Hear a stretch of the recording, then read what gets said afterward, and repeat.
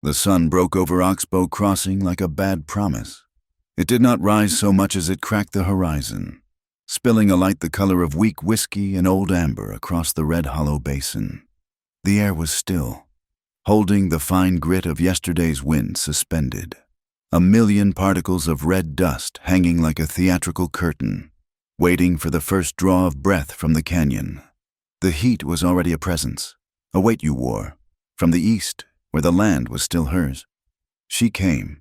The sound of her arrival was first, not the quick, nervous tattoo of a cutting horse, but the deliberate, ground-shaking plant of heavy hooves. Sugarfoot, a dappled gray Percheron cross that stood 17 hands, moved with the inevitability of a glacier, and astride him. Tallulah Briscoe looked less like a woman and more like a monument carved from the high granite. She was not just tall, she was vast. Her scales seemed to defy the meager landscape. A long duster, the color of trail dust and regret, fell from her broad shoulders, its hem brushing the scuffed toes of boots that had seen more miles than a circuit judge. A flat-brimmed hat shadowed a face that was all planes and angles, carved by the same wind and sun that had scoured the basin. She rode into the Vale homestead, and the place seemed to shrink. The yard was a testament to failure. The barn, once the proud spine of the ranch, now sagged, its roof a collection of broken ribs. Troughs were bone-dry, cracked and warped like grinning mouths. The wind, the only thing plentiful here, whistled a low, mournful tune through the empty stanchions. Beckett Vale stood in the ruin of the barn doorway. He was not a small man, but the drought and the debt had whittled him. He was a man made of wire and sun-baked leather. He did not move as she approached, just watched her dismount. She did not swing a leg over the pommel. She simply stood in one stirrup, bringing her other leg around with a powerful, fluid grace, and when her boots hit the earth, the dust settled around them as if in submission. Sugarfoot blew a low, rumbling breath and stood, a mountain of patient muscle. Beck held a piece of old harness, a bridle strap that had snapped and been mended one too many times. His hands, raw and calloused, worked the leather, rubbing oil that was not there into leather that had no life left. Tallulah Briscoe, Lark as she was known, stepped to him. She stopped 10 feet away. Her shadow fell over him, blotting out the thin morning sun. When she spoke, her voice was not loud. It was low, with a resonance that seemed to travel from the ground up, the sound of a heavy hammer striking a distant church bell. "You are 3 weeks late, Mr. Vale." Beckett's hand stilled on the leather. He raised his head. His eyes were the color of the cloudless, unforgiving sky, and they met hers without flinching. "The rent on my land," she continued, the words spaced perfectly, each one a separate, weighted stone. "Gets paid on time. I pay in sweat and breeding stock, Miss Briscoe." Beckett replied. His own voice was rough, full of dust. "The sweat's been plentiful, but the stock is thin. The water hasn't returned this season. The creek's dry to the bedrock." "The contract does not mention water," Lark said. "It mentions dollars, due the first of the month. The land is fallow. The cattle are bone. I can't pay what I don't have." He was not begging. He was a man stating a fact, the way he might report the weather or a broken fence line. A ghost of a smile touched the corner of Lark Briscoe's mouth. It was a sharp, quick thing, showing no humor. It was the smile of a blacksmith seeing a piece of iron that would not bend easily, a flicker of recognition. She was a woman accustomed to men who cringed or blustered or lied. A man who simply stood in his own ruin and spoke the truth was a novelty and a challenge. "You have a choice, then," she said, her voice dropping even lower. She took a step closer. The air between them was tight, vibrating with the unspoken. "You pay, today, or you take a job heavy enough to wipe the slate." Beckett's eyes narrowed. "A job." "I have a contract," Lark said, turning her head slightly to look past him, at the barren hills that held his failure. "Meet for Fort Coyote. The Army pays in gold, and they pay on delivery, but they have a deadline. So, your herd, your problem." "My herd?" she agreed. "And my problem. My drovers are good, but this is a high-risk run. I need a captain." Someone who knows this high country better than his own skin. Someone who knows the draws and the dry washes, and who can smell a rock slide before the first pebble moves. Someone. She paused, her gray eyes sweeping over him. Who is desperate enough to do it? Do what? Move 200 head, through Juniper Draw, to the fort. You have 48 hours. Beckett let out a breath that was almost a laugh. It was a harsh, dry sound. Juniper Draw. In 2 days, you're not just tall. Lady, you're crazy. It's a cattle chute, a death trap. One spooked longhorn. The whole herd goes over the side. It's why they call it the widow's leap. That is the job, Lark stated, as if he had merely been discussing the weather. The full herd arrives, the army pays, and your debt is cleared. You and this homestead are free of me. She tilted her head. You fail. You lose the herd. You lose everything. I'll take this land. Mr. Vale. I'll take the barn, the dirt, and the dust. Beckett's gaze moved past her, past the massive shoulder of her horse, to the small, shadowed cluster of cypress trees that marked the edge of his property. He was a man who lived by looking, by noticing the small things that meant survival. A bent blade of grass, a hawk circling too low. He saw it. It was not a print he recognized, not one of his own worn-down heels or the boots of the one hand he had left. This one was different. The step was short, hesitant.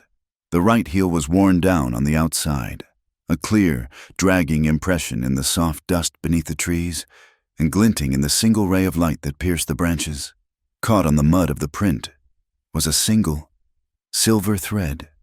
Someone was watching, listening. He brought his eyes back to Lark.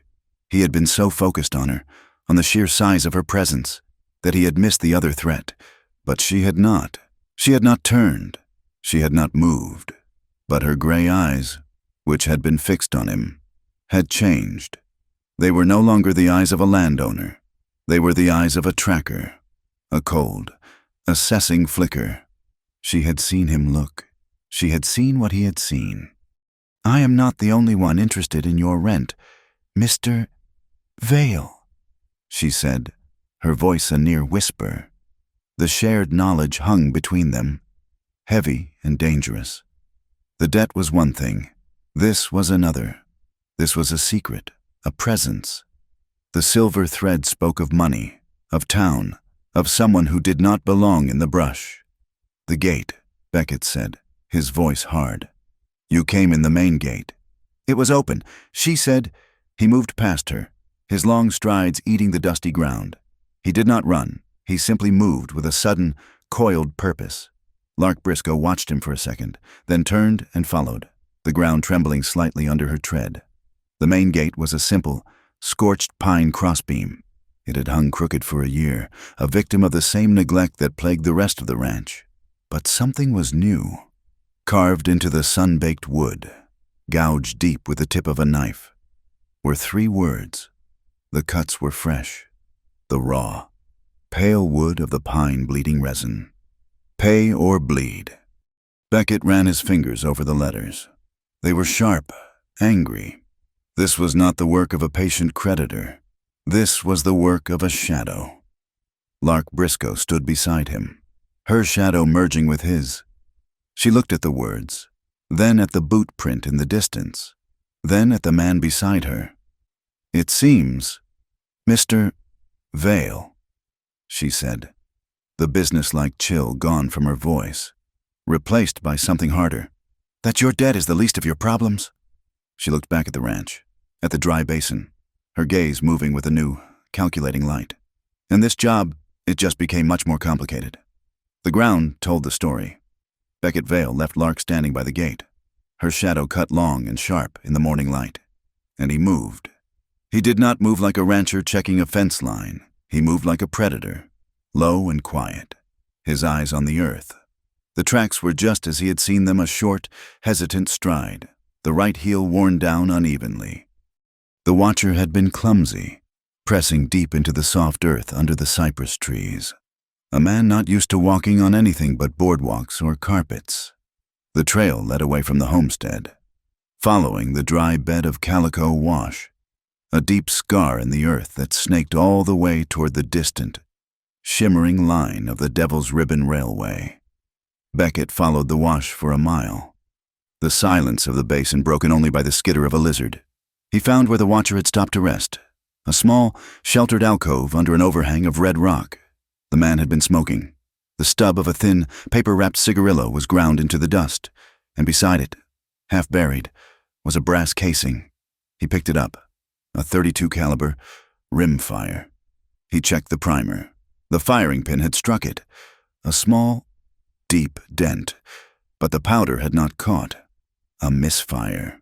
A lucky break for whatever the watcher had been aiming at, or perhaps unlucky. A man with a misfire is a man who comes back to finish the job. There was something else, tucked into a crevice, as if it had fallen from a waistcoat pocket, was a small, stiff square of cardstock. It was not a playing card. It was a warehouse ticket, printed in heavy black ink. It read, Devil's Ribbon Rail Line, Warehouse 4, and at the bottom, stamped in a gaudy purple ink that had bled slightly, were the words, Property of Bancroft Hale. Beckett pocketed the casing and the ticket.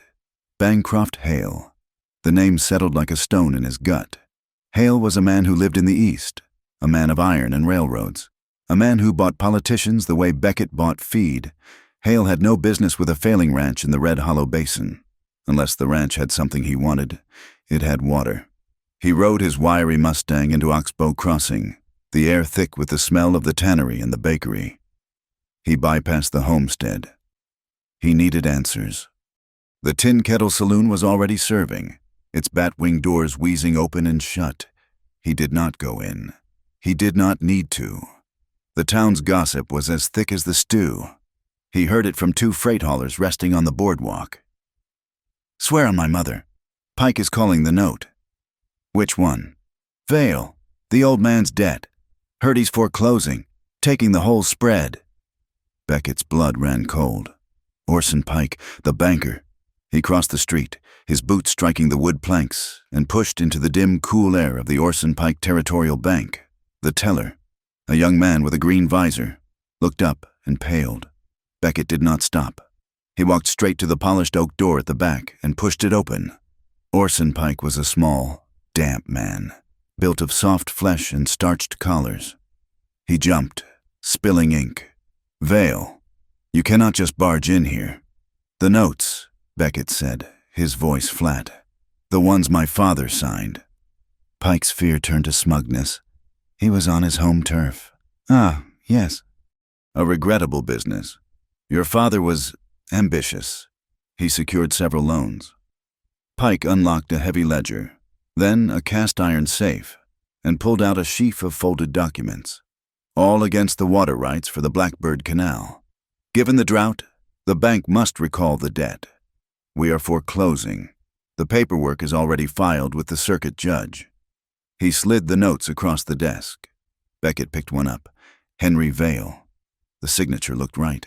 It was his father's bold, strong hand.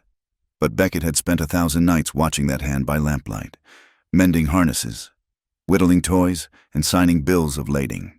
He looked closer, his eyes tracing the flow of the ink. This is not his signature. The court will find it perfectly binding. Pike sniffed, wiping his upper lip. No, Beckett said, his finger pressing down on the paper. You will not. The H is perfect. The V is strong. But the L in Vale, my father always closed the loop. Always. Tight, like a noose. This one, he traced the flourish. This one is open. It's been added. Someone traced his signature from another document and then tried to fix it, to make it look more real. But they got it wrong.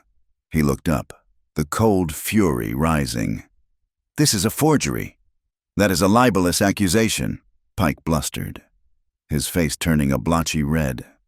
This is a crime, Beckett corrected him. You are not just stealing a ranch. Orson, you are stealing the water. The Blackbird Canal is the only artery in this basin, and it runs straight through my land. Hale needs that water. His smelter cannot run on dust. Get out, Pike shrieked, gathering the papers to his chest. Get out of my bank. You are a debtor. Vale. a trespasser. Beckett rode back to the homestead, the pieces of the puzzle clicking into place with sickening precision.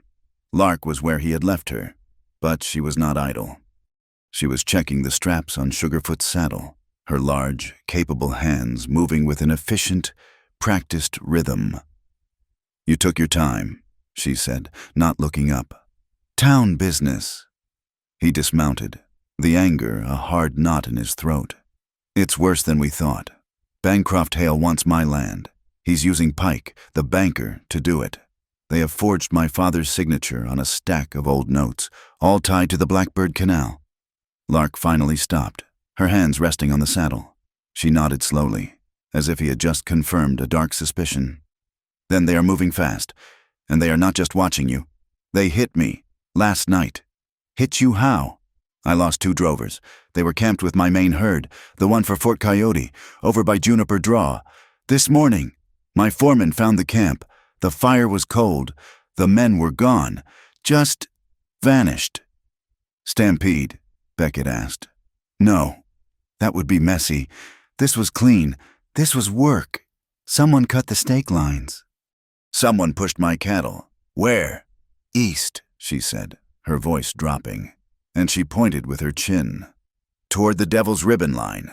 Toward Hale's Railroad. They are not just trying to stop my contract, Mr. Vale. They are trying to steal my herd. And you," she added, her gray eyes locking onto his, "are holding the water they need to feed them." Before he could answer, a cloud of dust announced new arrivals. 3 riders, coming in fast. The man in the middle was unmistakable Sheriff Abel Crow. Crow was a large man who seemed poured into his uniform, his belt heavy with a gun and a reputation. He rode with a lazy confidence, a perpetual, knowing half-smile on his face. He reined in, his horse dancing nervously, too close to Beckett. Well, morning, Lark, Beckett." He spat a thick stream of tobacco juice that landed inches from Beckett's boot. "Tough times. I heard you were a little behind on your rent, son. Shame to lose a place that's been in the family." You hear a lot, Abel," Beckett said, his hands clenching. "It's my job." Crow's smile widened, but it never reached his small, dark eyes. "I also hear Miss Briscoe here has a very important contract with the United States Army. A contract that expires, tomorrow afternoon." He tipped his hat to Lark. "It would be a terrible thing if that beef did not arrive. The Army is very particular about its deadlines. A voided contract that could bankrupt a smaller operation. Might even put a dent in yours. Lark." The threat hung in the hot, still air. It was polite, official, and deadly. Lark Briscoe took a step forward. Her shadow fell over the sheriff. She seemed to draw all the light in the yard, forcing Crow to physically crane his neck to look up at her. "The herd will be there. Sheriff." Her voice was the toll of a mission bell, clear and absolute. "Is that so?" Crow chuckled. "You're short-handed. Last I heard, and Juniper Draw is a mean piece of country. It would take a miracle, or a fool." "I am not short-handed," Lark said, her gaze steady. "I just hired a new captain for the drive, Mr. Vale." Beckett's head snapped toward her. It was the first he had heard of it. Crow's smile vanished. It was a brief, fractional slip, but Beckett saw it. "Vale," Crow scoffed, trying to recover. "He's a broke rancher, not a drover. He's in debt up to his eyes." "He is the best man for this land," Lark stated, the words a pronouncement. "He knows the draw better than any man alive. He will be leading my herd, under my employ." She had done it in a single stroke. In front of the law, she had given him a job, making him an employee, not a debtor.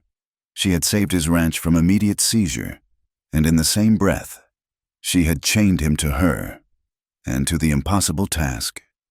Crow's eyes hardened into 2 black beads. He had been outplayed, and he knew it. "Well," he said, pulling his horse back. "Good luck, Captain." The way he said the word made it an insult. "I am sure the road will be eventful. I will be sure to inform the court of your new arrangement." He turned his horse. As he did, Something small and white fluttered from his waistcoat pocket and landed in the dust near Beckett's foot. Crow did not look back. He and his deputies rode out, leaving a fog of dust and menace. Beckett bent and picked it up. It was a small, embossed card, thick and expensive. It read, Salvation Hall Autumn Festival, Reverend Eli Thorne, presiding. A church festival? Lark asked, frowning. Beckett turned the card over. Crow hasn't been inside a church since he was baptized, he said. And he only drinks whiskey. He rubbed the embossed letters. It's a signal, a calling card. Thorne's Temperance League is the most powerful organization in the county, and the cleanest. A front, Lark said. A front for the man who owns the land the church is built on, Beckett finished. Bancroft Hale. The noose was complete. The forged notes, the watcher, the misfired bullet, the stolen cattle, the corrupt sheriff, and the pious reverend. Hale was not just pulling one rope. He was pulling all of them. They mean to break us both, Beckett said, the full weight of it pressing down. Take my water. Take your herd. Leave us with nothing but dust. They will not, Lark said, a cold fire in her eyes. But they are already inside. How did they move 200 head of cattle so easily? My men were seasoned. Cattle do not move quietly unless they want to, Beckett said. He walked toward his own crumbling barn, the one he thought was empty. He smelled it before he saw it. Under the usual scent of old hay and dry manure, there was a sharp chemical sting. In the back stall, hidden under a pile of rotted canvas, was a large burlap sack. It was heavy. He dragged it into the light. Salt, Lark said, recognizing the blocky crystals. Beckett dipped his fingers in, rubbed the grains, and brought them to his nose. The acrid smell was stronger. He tasted a single grain, then spat violently. Salt and sulfur. Lark's face went hard. Sulfur, to make them crazy, mad with thirst. They would tear down a fence, trample a man. They would walk through fire to get to water, and the only water for 20 miles in that direction. Beckett finished, is the Blackbird Canal, or, even better, the holding pens at the Devil's Ribbon Railway. The watcher had not just been watching. He had been in the barn. He had planted the poison. The pay or bleed on the gate was a distraction. The real attack was already underway. Lark stood in the dim light of the barn, watching Beckett. He was not looking at her. He was examining the sack, his movements precise as he tied the top shut, his face grim. She watched his hands. They were scarred, the knuckles white, the palms thick with callus. But they were not the clumsy, grasping hands of the men she usually dealt with. They were the hands of a man who could read a forged signature, track a spy, and understand the chemistry of poison. They were capable hands, gentle, even, in their efficiency. She found it to be a rare thing in a land built on brutality. So, she said, her voice quiet, losing its imperious edge. The job. This drive. Beckett finally looked up, meeting her gaze. The barn seemed to shrink, the air thick and close. The job is impossible, he said flatly. Juniper Draw in 48 hours is hard.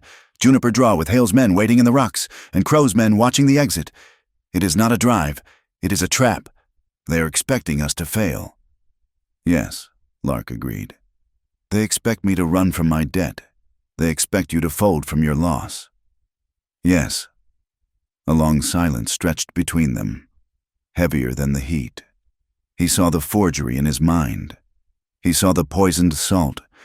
He saw the words carved into his father's gate. Then we do not fail, Beckett said. The words were quiet, but they landed with the weight of stones. Lark watched him. Seeing the shift, the desperation was gone, replaced by something cold and hard. We pay the debt, Beckett said, his voice raw. We pay it by winning. We deliver that herd, Lark, every single head. We beat Hale's deadline. We beat Crow's trap. And when that contract is signed and the Army's gold is in your hand, we use these. He tapped his shirt pocket, where the casing, the ticket, and the forged note now sat. We expose them all. We give them a reckoning. Lark Briscoe looked at the determined, drought-whittled man standing in the ruins of his father's barn. The ghost of a smile returned to her lips. It was not the smile of a creditor or a challenger. It was the smile of a partner. "Get your horse, Captain Vale," she said. "We are burning daylight." The herd moved. It was not a clean or noble thing. It was a river of dust, bone, and stressed muscle, flowing into the throat of Juniper Draw. The sound of 200 head of cattle in a narrow space was not a lowing. It was a grinding, a percussive thunder of hooves on rock, a chorus of anxious bellows that the high stone walls threw back at them. The air was immediately thick, turning the new morning sun into a dull copper coin. Fine. Alkaline dust rose in plumes, coiling like smoke from a battlefield, stinging their eyes, coating their throats. Beckett took the point, his wiry Mustang picking its way through the scree. He trusted the horse more than the land, more than the woman who rode behind him. Lark rode swing, her position on the massive Sugarfoot giving her the height of a mobile watchtower. Her foreman, Isom Reed, rode flank. He was a man made of old leather and quiet observation. He was the first to see the sign. He reined in, his horse, a tough-looking buckskin, stopping instantly. He did not point. He simply looked, forcing Lark to ride over. "Ma'am," he said, his voice a low rumble. On a flat, sandy bank, sheltered by a juniper bush, someone had stacked 3 flat stones into a small pyramid. Lark's eyes narrowed. "A marker. Ain't ours," Isom said. "And it ain't trail marker. That's a misdirection. See how it points? It's trying to lead us into that split rock canyon to the east. The canyon's a box. No way out." "Hale's men," Beckett said, riding back to them, his bandana already red with dust. "They know the draw. They were here, waiting. They expected us to follow," Lark said. A cold anger settled in her. "They think us green. They think they can just take this herd." "We are not green," Beckett stated. "And they will not take it." He looked at Isom. "Keep the herd tight to the west wall. Ignore everything else. The draw is our only path." Isom gave a single, sharp nod and rode back into the dust cloud, his quiet presence a reassurance. The sun climbed, reaching its zenith. High noon in the draw was an exercise in oppression. The heat, trapped by the rock walls, became a physical weight, pressing down, baking the air out of their lungs. There was no shade. Lark's hat cast a shadow that barely covered her shoulders, but her height, her sheer presence, was a signal to the herd.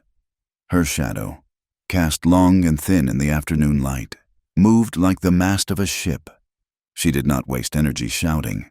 She had a sharp, 2-note whistle, a sound that cut through the thunder of hooves like a well-honed knife, gathering the flanks, stitching the herd together when it threatened to fray. The land became their true enemy. The path, wide enough for a wagon at the mouth, began to tighten. The walls closed in, the red stone rising sheer on either side, until they reached the choke point, Needlegate. It was a geological flaw, a place where the canyon narrowed to barely 30 feet. The trail itself a crumbling ledge of granite littered with loose rock. On one side was the sheer wall, on the other, a drop into shadow. A fall of at least 200 feet.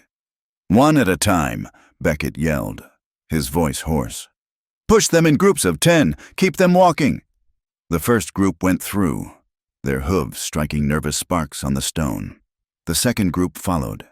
They were halfway through when the shot rang out. It was not a direct shot. It was a single rifle crack, high above them, the bullet whining off the canyon rim. The ping of the ricochet and the crack of the gun echoed, amplified by the walls, sounding like a dozen rifles.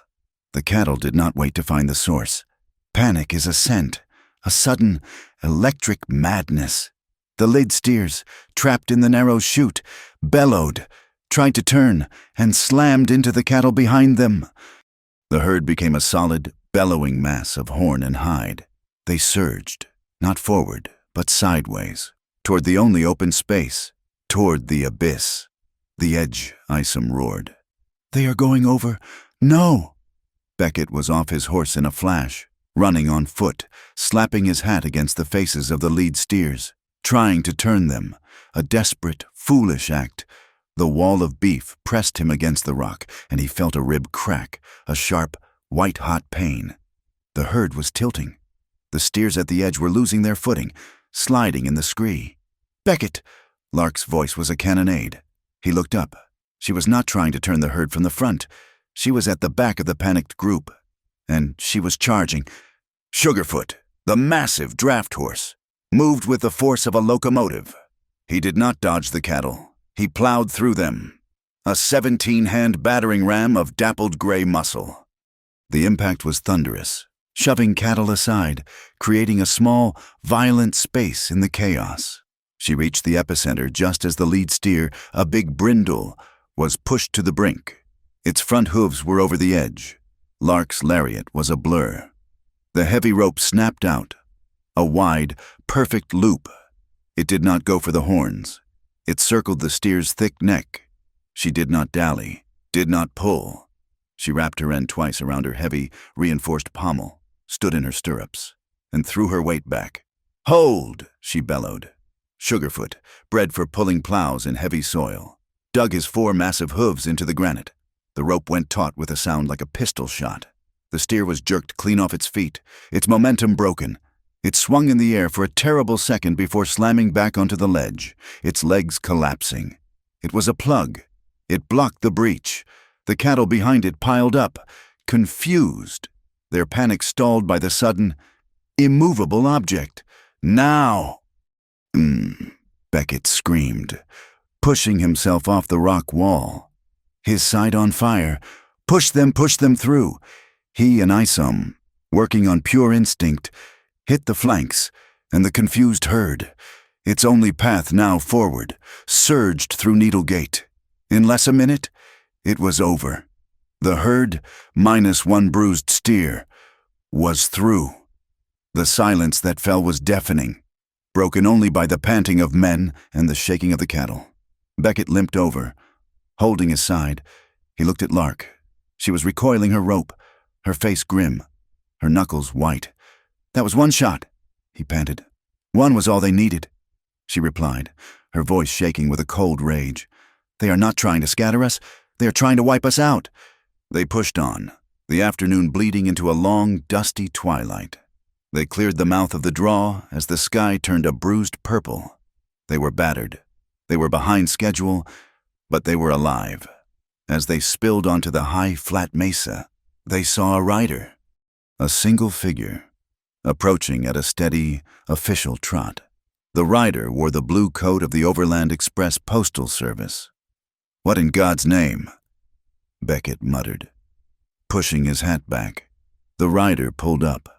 His horse lathered. He was a young man, thin and pale, his face streaked with dust.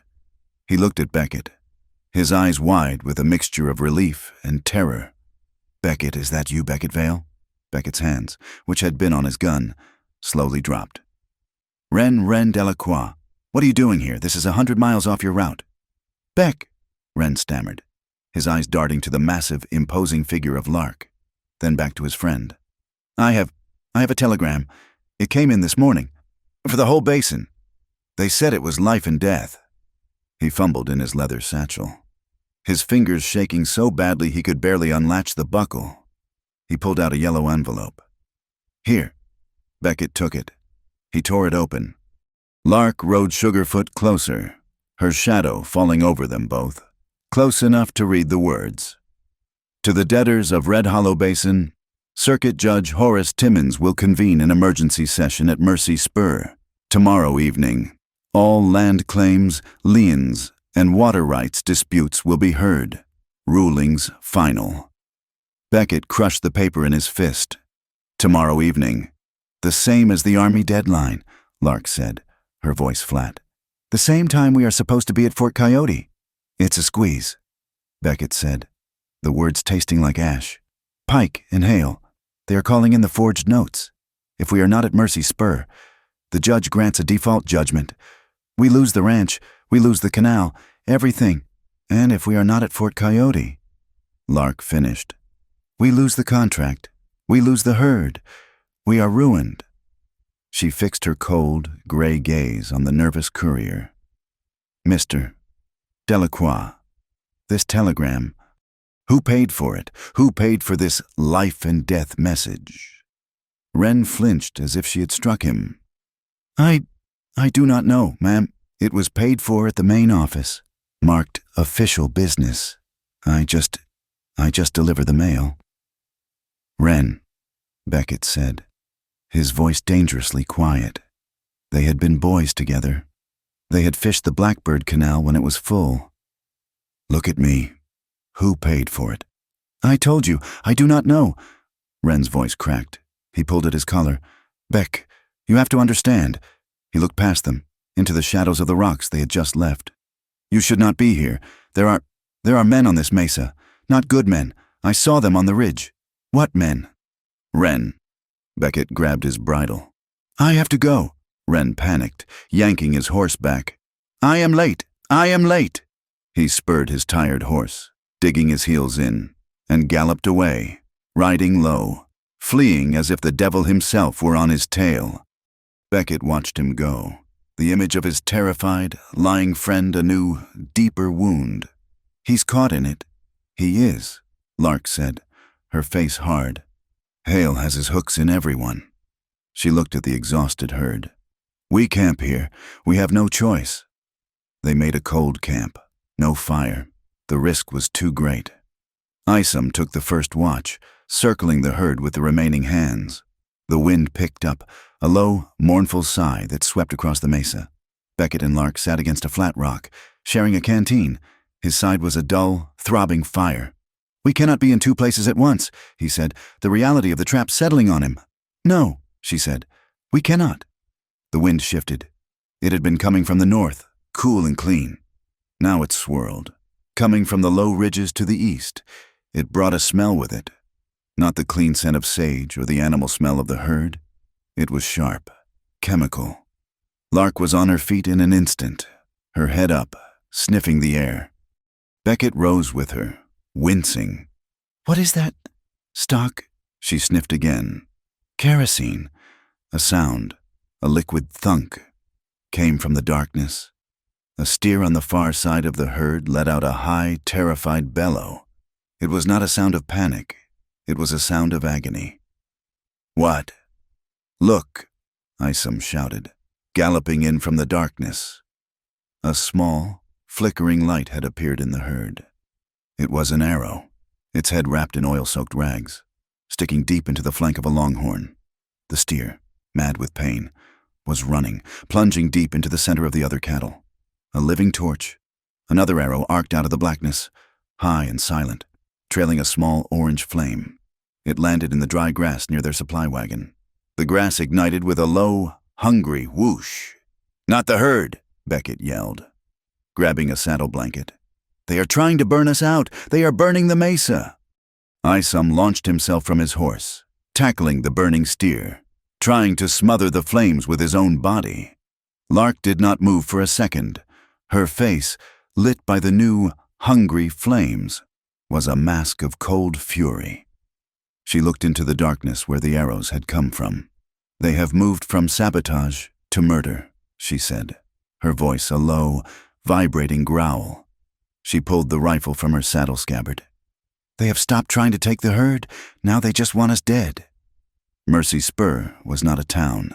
It was a siding, a scar of commerce against the landscape, consisting of a water tower, a telegraph office, and the squat, windowless freight depot of the Devil's Ribbon Line.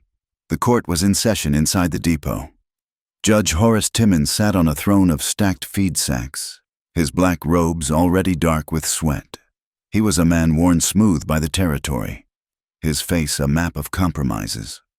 The air was suffocating, smelling of axle grease, old grain, and the collective anxiety of the dozen or so debtors and ranchers gathered inside. Lark and Beckett entered, and the room fell silent. They were a sight. They had ridden all night, leaving Isom and the last two loyal hands to push the herd toward the fort, a desperate gamble on an impossible timeline.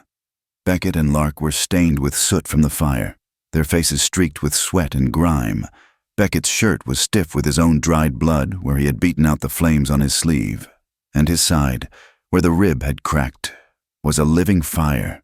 Lark, however, seemed to draw strength from the confrontation. She moved through the small room not like a woman, but like a force of nature, her sheer size and cold, gray eyes commanding a space that was not given. Orson Pike was at the front, next to a slick-haired lawyer in a suit that was too fine for the basin. Sheriff Abel Crow stood by the door, his arms crossed, a physical wall of corrupt authority. "We continue," Judge Timmons said, his voice weary. "The matter of Pike Territorial Bank versus the estate of Henry Vale for immediate foreclosure on notes due." Pike's lawyer stood, all smarm and confidence. "Your Honor, a simple matter. Debts unpaid, notes secured by collateral. We have the documents, all filed, all bearing the county clerk's standard seal. We ask for summary judgment." He produced the sheaf of papers. Timmons took them. Glancing at the top sheet, "They seem in order. Mr. Vale." Lark stepped forward, her voice cutting through the humid air. "Your Honor, we request a physical inspection of the documents, specifically the ink." Pike's lawyer let out a short, oily laugh. "Ink? Ma'am, are we now experts in stationery?" "Ink," Lark repeated, her voice flat. Beckett moved to the judge's side, wincing as he leaned over the sacks. He did not ask for permission. He took the top note from the judge's hand. "Your Honor, these notes are dated 2 years ago." "So they are," Timmons said, annoyed. Beckett held the paper to the single, dirty beam of light coming from a vent. "My father's signature. It looks right." He raised his left hand, his thumb and forefinger black with soot. "But this paper," he said, rubbing his clean thumb hard across the signature, "is new." He held up his thumb, a black, greasy smudge. "Carbon," Beckett said, his voice ringing with sudden, cold authority. "Soot, this is not a 2-year-old signature. It is a pressed copy. Someone used a hot iron and a sheet of carbon paper likely stolen from the telegraph office to transfer a tracing of my father's signature from another document. Then they tried to ink over it." He pointed to the flaw they had discussed. "But they got the L wrong. They drew it. They did not write it." The room was stone silent. Orson Pike had gone the color of spoiled milk. The lawyer recovered first, his face flushing crimson. "A desperate, preposterous fantasy. Farmer's parlor trick, Your Honor. This is an insult to the court.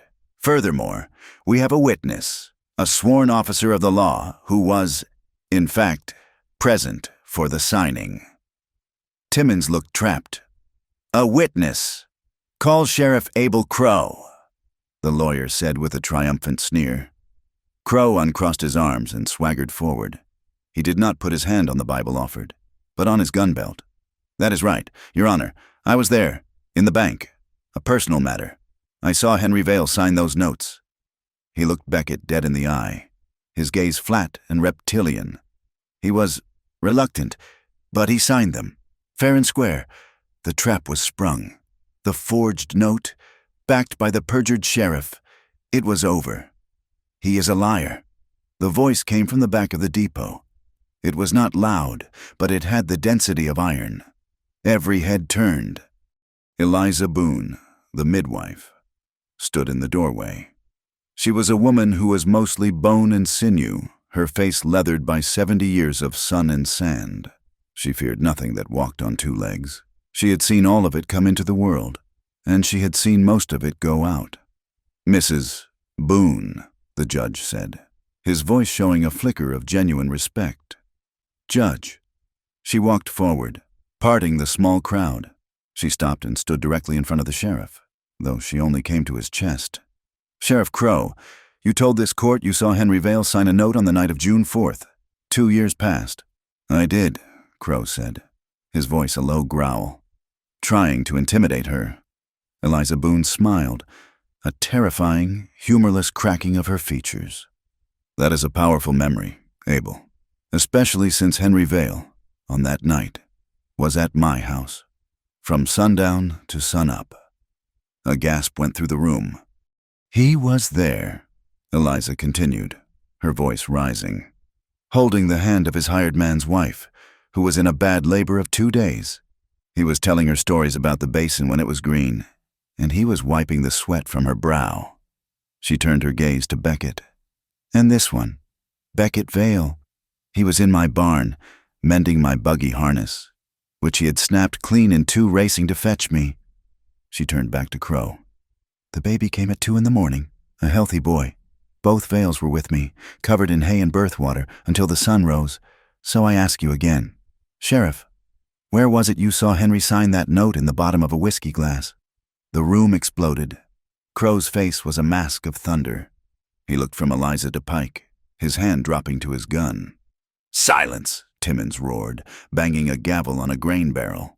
Silence. He looked at the carbon smudge on Beckett's thumb. He looked at the murderous rage on his own sheriff's face. He looked at the unimpeachable, righteous fury of Eliza Boone. He was a man of compromises, and he had just found a way. This court, he announced, his voice shaky, is presented with conflicting testimony and physical questions regarding the documents. He glared at Pike. I am not prepared to execute a foreclosure under these highly irregular circumstances. I am granting a stay. 3 days. 3 days, Pike's lawyer shrieked. Your Honor, that is unacceptable. It is my ruling, Timmons snapped. 3 days for Mr. Vale to answer the claim, and I suggest, Mr. Pike, you find paperwork that does not bleed. Court adjourned. Crow did not move. He just stared at Beckett, his jaw grinding, his teeth clenching so hard a muscle jumped in his neck. He had lost, and he knew it. The crowd filtered out, muttering, leaving Beckett and Lark alone in the depot. Beckett sagged against a post, the adrenaline leaving him, the pain in his side rushing back in. 3 days, he said, breathing hard. It does not matter. Esom cannot make the drive in 3 days, and we cannot get back to him in time. And in 3 days, we will be right back here, and Crow will have found a new way to lie. No, Lark said. She was not looking at him. She was unlatching a long, heavy leather tube that had been slung on her back. We will not be back here. She unrolled the tube on the clerk's desk. It was not paper. It was sheepskin, brittle and yellowed, covered in the faded, spidery script of another time. It was a map. What is this? Beckett whispered. This, Lark said, her large finger tracing a single, blue-inked line, is the Blackbird Canal, drawn in 1790 by Mexican engineers, under a Spanish land grant, long before Texas was Texas. Beckett leaned in. The line was his canal, his land. The grant gives primary water rights to the holder of the downstream lands, Lark said, her finger landing on a block of text. That is you. That is what Pike and Hale are trying to steal. It does not matter if I— But, she interrupted, her voice stopping him cold. Her finger moved to a second clause, a long, complex sentence written in ornate Spanish, with a neat English translation penned beside it. There is a contingency. It states that the rights are singular unless the primary landowner, Vale, enters into a binding agricultural partnership with the primary investor. Investor what investor? Lark's finger moved to the bottom of the map, to the 2 signatures at the bottom of the grant. One was a Vale, the other, just as bold, just as old, was Briscoe.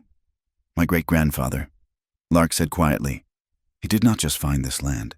He and your great-grandfather, they funded the canal. They built it, together. This basin was their shared venture, before a flood and a feud tore them apart. Beckett stared at the 2 names, linked by century-old ink. Pike's claim is on your rights, Lark said, her business tone returning. But he cannot seize a joint asset. The law is very clear on that. His foreclosure is invalid if the partnership is active. She began to roll up the map, the old leather crackling. I am proposing, she said, not looking at him, a temporary joint venture, Briscoe cattle and manpower, Vale land and water rights, effective immediately. We will file the grant with Judge Timmons tomorrow. Your land and your water will be tied to my herd. My herd will be tied to your land. We split the profits from the Fort Coyote contract, 50-50. She paused, snapping the cap on the leather tube. And your rent. It will be considered your capital contribution, your debt. Beckett pushed himself off the post. The pain in his side, the soot, the betrayal. It all coalesced into a single, sharp point of suspicion. He looked at this giant woman, this landowner, this creditor. "You are making me a partner," he said, the words tasting like acid. "Just to collect your rent." Lark stopped. She turned, her face impassive, but her gray eyes were like a winter storm. She took one step toward him, forcing him to crane his neck to meet her gaze. The power dynamic, for all his fury, was absolute. "No, Mr. Vale," she said, her voice dropping to that low, resonant pitch. "I am making you a man with something to keep." The words hung in the silence. A new contract. A sound from outside broke the spell. A bell. Not a clock tower, a church bell, ringing a slow, solemn procession. Dong, dong, dong. Beckett and Lark moved to the open depot door. A parade was moving down the main street of Mercy Spur. It was Reverend Eli Thorne, in his black suit, leading his flock from the Salvation Hall. Dozens of men, walking 2 by 2, their faces blank and pious. But they were not Thorne's usual congregation of town merchants and ranchers' wives. These were railroad workers, smelter hands, men from the mines, men who worked for Bancroft Hale. Lark's gaze was sharp. "That is not a congregation, that is an army. Look at their hands," Beckett said. The men walked with their hands at their sides, but as they passed, their coats brushed open. Every man, every single man had a pistol, holstered high or shoved into a belt. A show of force. Lark breathed. "For the judge, for the town, for us." Beckett's eyes scanned the street, and he saw him. Across the way, standing on the covered porch of the telegraph office, was Wren Delacroix. He was twisting his hat in his hands, his face pale and sick. "Wren!" Beckett shouted. Wren's head snapped up. He saw Beckett. He saw the anger, the accusation. Wren's face, which had been his oldest friend's, crumpled in on itself. He could not meet his gaze. He turned, fumbling with the doorknob, and vanished inside the office. Locking the door, a thin, sharp crack. The sound of a friendship breaking clean in two. Lark looked from the armed flock to the locked door of the telegraph office. "The banker, the sheriff, the priest, and the postman," she said, her voice heavy. "Hale owns them all." Beckett looked at the setting sun, which was already painting the western sky a bloody red. "Then 3 days," he said, his hand moving to his aching ribs, "is not a reprieve. It is a deadline. For everything." The sky turned on them as they cleared Mercy Spur. The bloody sunset was not a promise of a calm night. It was a warning. The air, which had been still and hot, became agitated. The wind did not rise. It switched, coming in from the north with a sudden, cold violence, tasting of deep desert. "This is not good," Beckett said, his horse dancing, sensing the drop in pressure. "It is a norther," Lark stated, her voice tight as she pulled her bandana up over her nose. She looked at the sky, which was no longer blue or black but a sickening, bruised yellow-green. A dry one. Then it hit. It came on them not like rain, but like a solid wall. A moving mountain of sand and grit from the Red Hollow Basin, lifted 1,000 feet into the air and thrown at them with the force of a tidal wave. The sound was not a whistle. It was a scream, a roar. The sound of 1,000 freight trains tearing the sky apart. "We cannot ride in this," Beckett yelled, his words stolen from his mouth. "The horses will bolt." "This way!" Lark's voice was a physical force, cutting through the din. She had hold of his bridle before he even saw her move. "There is a cellar by the station." He could barely see her, a giant, looming shadow in the swirling brown chaos. But he trusted the pull on his horse. He spurred his Mustang, which was trying to turn and run, and followed her into the churning heart of the storm. The sand was not just dust, it was tiny. Sharp needles, stinging his skin, his eyes, his lungs. The world vanished, reduced to a space of 10 feet, a howling, suffocating brown darkness. Lark stopped, or rather, her massive horse, Sugarfoot, stopped. She was off him in an instant. "Hear the door." Beckett fell from his own horse, landing hard, the pain in his cracked rib exploding. Stealing his breath, he saw two canted wooden doors, half buried in a drift, the last remnant of a settler's dugout near the tracks. Lark was already dragging the horses, her own and his, toward a small, broken-down lean-to. She did not tie them, she shoved them into the meager shelter, hoping the small wall would break the worst of the wind. Then she was back at his side. He was on his knees, trying to get his breath, his side on fire. "Now!" she commanded. She did not offer a hand. She grabbed the front of his shirt and pulled him to his feet as if he were a child. She fumbled with the heavy iron ring on the cellar door, her fingers raw, and wrenched it open. A rectangle of deeper, musty blackness opened at their feet. "In!" She shoved him toward the steps, and he stumbled down into the damp, cold earth. He landed on a packed dirt floor. She followed, pulling the heavy door closed behind her.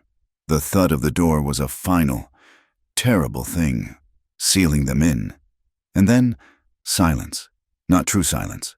The world outside was a muted, terrifying roar.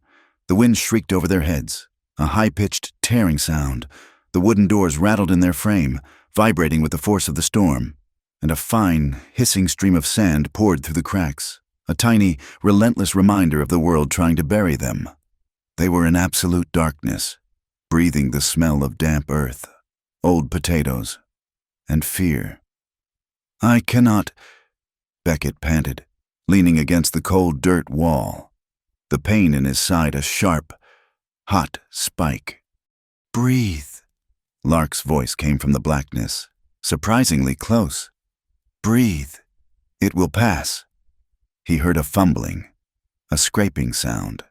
A match flared, a tiny, brave explosion of light, and for a second her face was illuminated from below a stark, granite sculpture of angles and shadows, her gray eyes wide and focused. She was lighting an old, rusted storm lantern that sat on a collapsed shelf. The wick caught, smoked, and then settled into a low, watery, golden flame. The light did not fill the small space, it merely held the darkness at bay, creating a small, intimate circle of visibility. They were in a cube of earth, perhaps 10 feet square. The walls braced with a rotting timber. They stared at each other. They were both caked in dust. It was in their hair, their eyebrows, on their lips, turning their skin to a uniform, gritty gray. They were breathing hard, their breaths pluming in the suddenly cold air. The rhythm of their breathing, heavy and labored, and the constant, thrumming howl of the wind outside were the only sounds. Beckett, still catching his breath, watched her. She was checking the door, pressing her massive shoulder against it to brace it against a particularly violent gust. He tasted grit. He wiped his mouth, and his hand came away streaked with mud. He looked at her. The lantern light caught the streaks of dirt on her own face, but also the film of sweat that made it stick. She looked exhausted. The thought was a surprise. He had only ever seen her as a force, an immovable object. Now, in the bad light, he saw the fine lines of fatigue around her eyes. "You have," he said, his voice hoarse. "Dirt on your face." She looked at him, her expression unreadable. He took a step, wincing. He was too close. The space was too small. He raised his hand, his calloused, dirty thumb moving before he could tell it to stop. He reached out and brushed the grit from her cheekbone. His hand was rough. Her skin, under the layer of dust, was surprisingly soft. Lark flinched. She did not pull back, but her entire body went rigid, a recoil so profound it was almost violent. It was the flinch of someone unused to any touch, let alone a gentle one. Her eyes, those cold gray storms, locked on his. Beckett.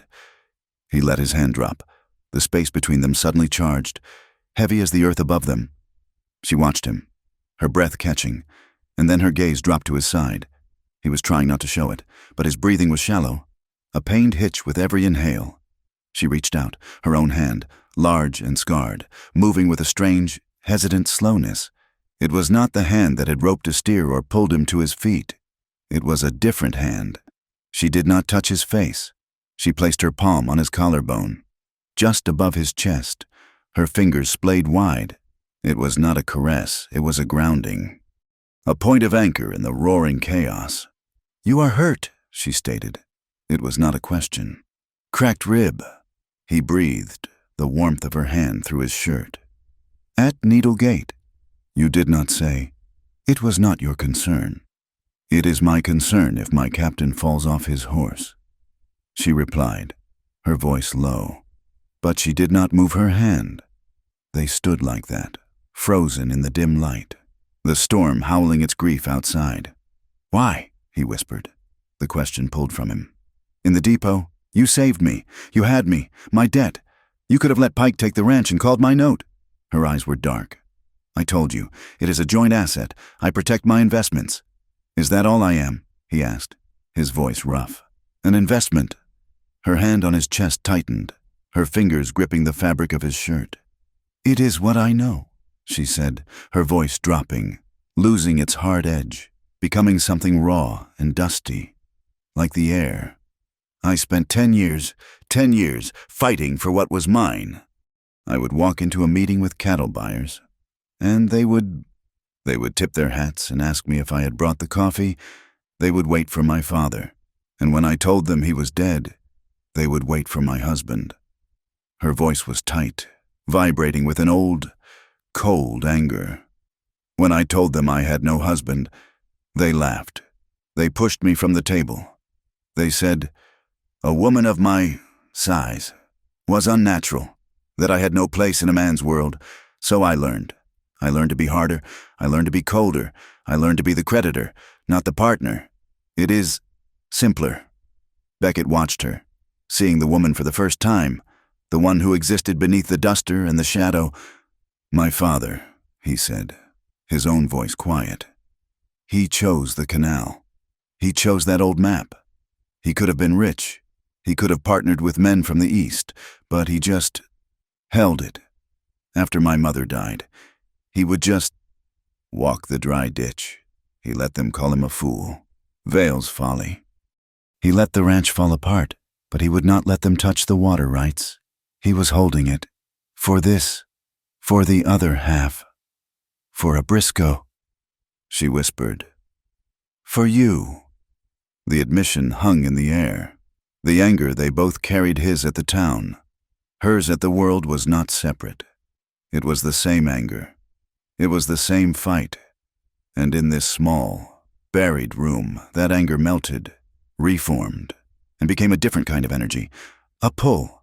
The lantern flame guttered, casting their shadows, huge and flickering, against the dirt walls.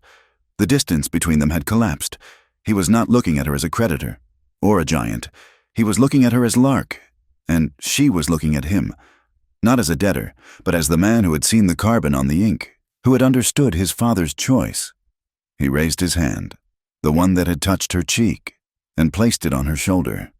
He felt the solid, powerful muscle, the bunched tendons. He felt her tremble, a fine vibration that was not from the cold, but from this. She leaned in, her eyes closing for just a fraction of a second. He met her. The kiss was not soft. It was not gentle. It was a collision. It was as desperate and raw as the storm outside. It was the taste of dust and sweat and a shared, bone-deep fury. It was a seal, a promise, a claim. His other hand came up, his fingers tangling in the thick, heavy hair at the nape of her neck, pulling her down to him, his broken rib a dull, forgotten ache. Her hand on his chest, which had been a brace, slid up, her fingers wrapping around his neck, holding him, anchoring him. They broke apart, but did not separate. They rested their foreheads together, breathing the same small, hot, dusty air. His heart was hammering against her hand. "Do not," she whispered, her voice a low, gravelly rasp from the dust. "Do not promise me things in the dark, Beckett. Not if you are going to change your mind in the light." He pressed his forehead harder against hers. His eyes closed. "I am not promising the light," he breathed, his own voice raw. "I am promising what I can do. I will stand with you." They stood there for a long moment, the storm's shriek beginning to fade, dropping from a scream to a long, low moan. The rattling of the door eased. Slowly, they pulled apart. The spell was broken, but the air remained thick. Lark, her composure settling back on her like a mantle, turned to the door. She unhooked the brace and pushed it open a crack. The air was cold. The wind was a sigh. She pushed the door open. The storm had scoured the world clean. The air was crystalline, and a brilliant, full moon washed the red hollow basin in a clean silver light. The dust was gone, settled, the landscape silent and baptized, and into that new, perfect silence, a sound. From the east, from the direction of the Devil's Ribbon line, a rhythmic, sharp, metallic sound. Clack, clack, clack, clack, clack, clack. Iron wheels on iron rails. Beckett came to stand beside her in the doorway, the cold air hitting his face. "The line's closed," he whispered, his side throbbing. "The trestle at Widowmaker is under repair. There are no trains scheduled for tonight." Lark stared into the silver darkness, toward the sound. "It is an unscheduled train," she said, and all the warmth, all the vulnerability, was gone from her voice. It was cold steel. "And that means Bancroft Hale is moving a new piece onto the board." The sound was a violation. In the clean, moon-washed silence of the scoured basin, the rhythmic clack, clack, clack of the train was a metallic intrusion, a sound of industry and ill intent. It was coming from the east, from the one place no train should be. "Widowmaker Trestle," Beckett said, his voice a low growl of dawning understanding. He grabbed his horse's bridle. "The line is closed."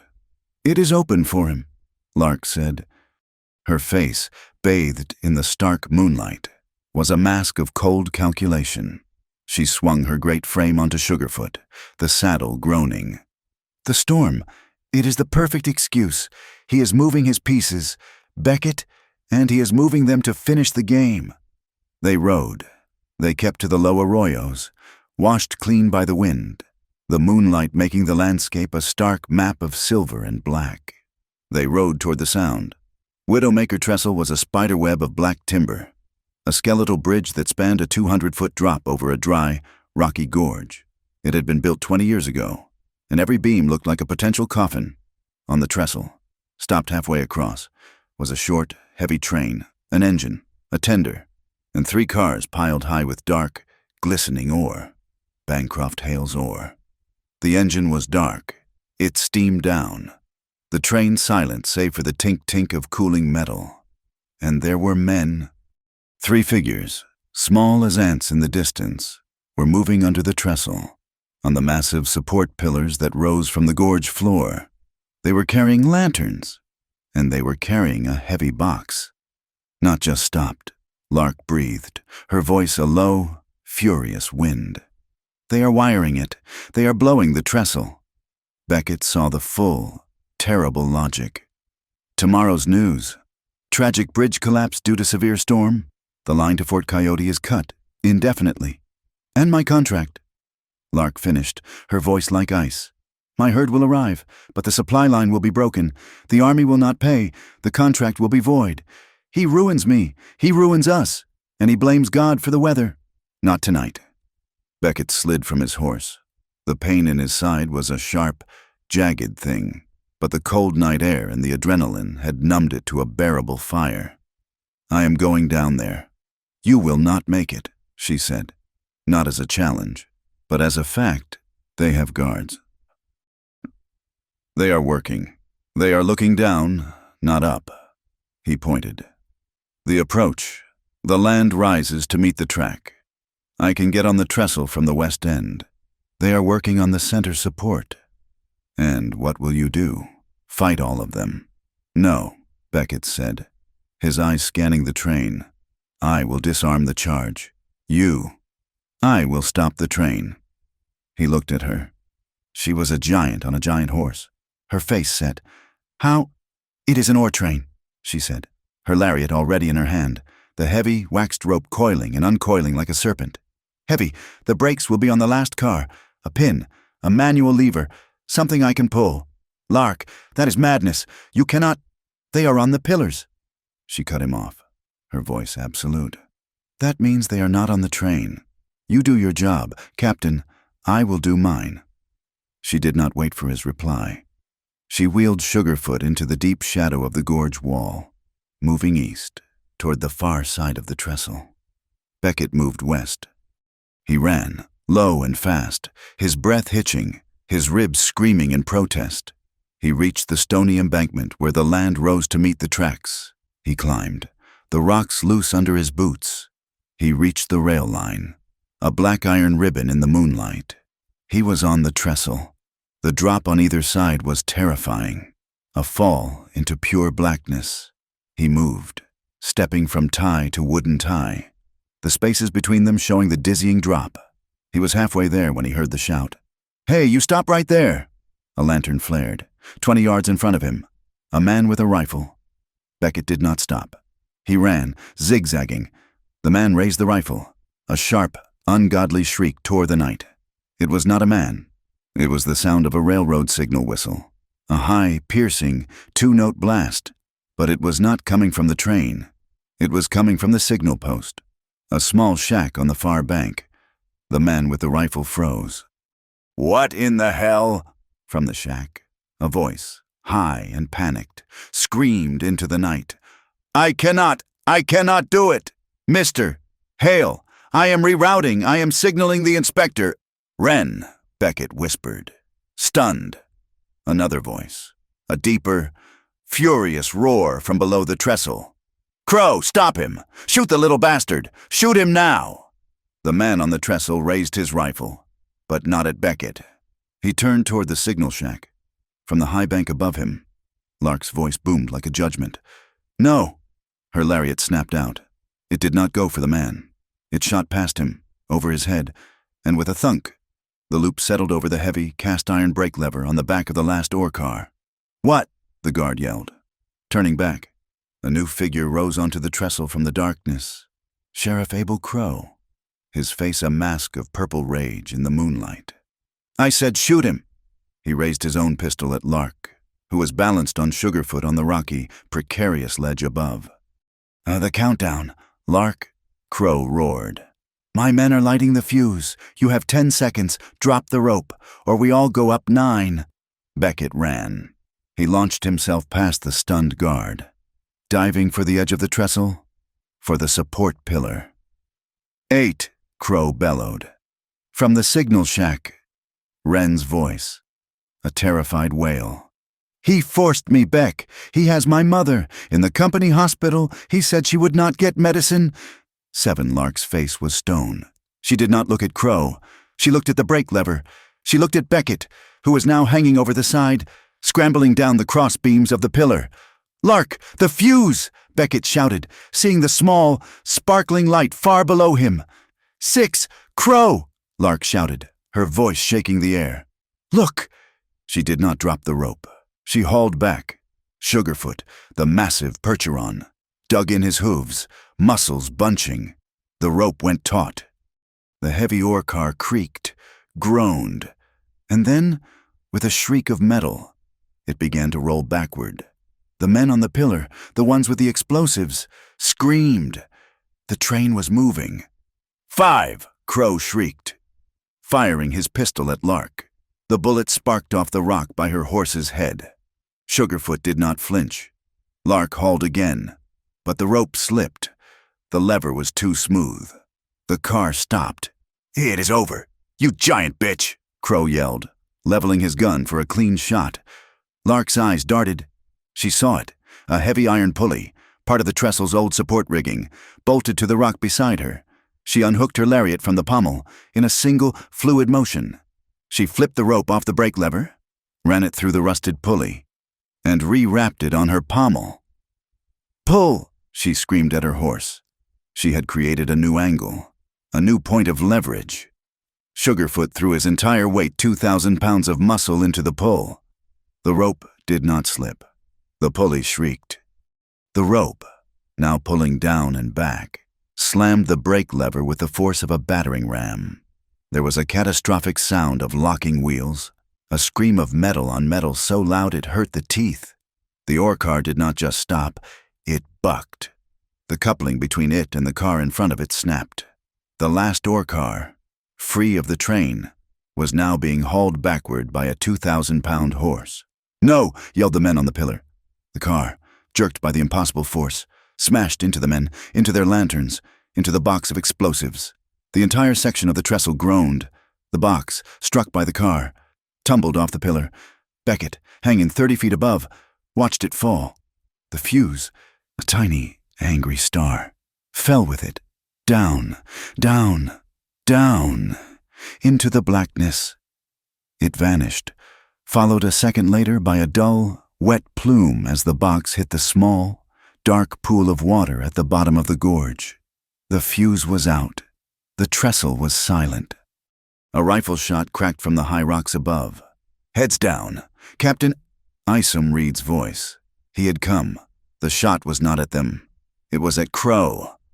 The sheriff's hat flew from his head, spinning into the darkness. Crow screamed in terror, firing blindly into the shadows.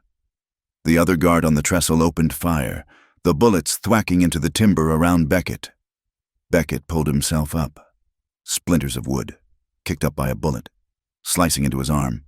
Blood, hot and sudden, ran down his sleeve. He ignored it. He stood, pulling his own pistol. Lark, Sugarfoot, and the ore car were gone, pulled back into the safety of the dark. And then, a new sound, a different whistle, a long, clear, official blast from down the line.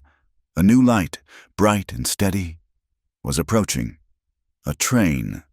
A different train. Crow and his men stopped firing. They stared, mouths open, at the approaching headlamp. "It is the inspection train," the guard stammered. "From the main office, it must have gotten the signal, Wren's signal." He had not just warned them. He had diverted the official court train, the one that had been due in 2 days, right to this spot. The jig was up. The game was in the light. "Back!" Crow roared, his voice thick with panic and rage. "Back to the engine! Get out of here!" He and his men scrambled, like rats, back to the engine, which was hissing as steam built. "This is not over! Val!" Crow screamed back at him, his voice echoing in the gorge. "You hear me? This is not over! I will come for you! I will come for you with the law! With the bank! I will take that land! I will hang you with paper!" The engine chuffed, its wheels spinning, and the shortened train began to move, retreating into the darkness from whence it came. The second train, the inspection train, slowed, its bright lamp washing the trestle in a high, white light. Beckett stood, exposed, his arm bleeding, his side aching, the blood and soot on his face a stark relief map.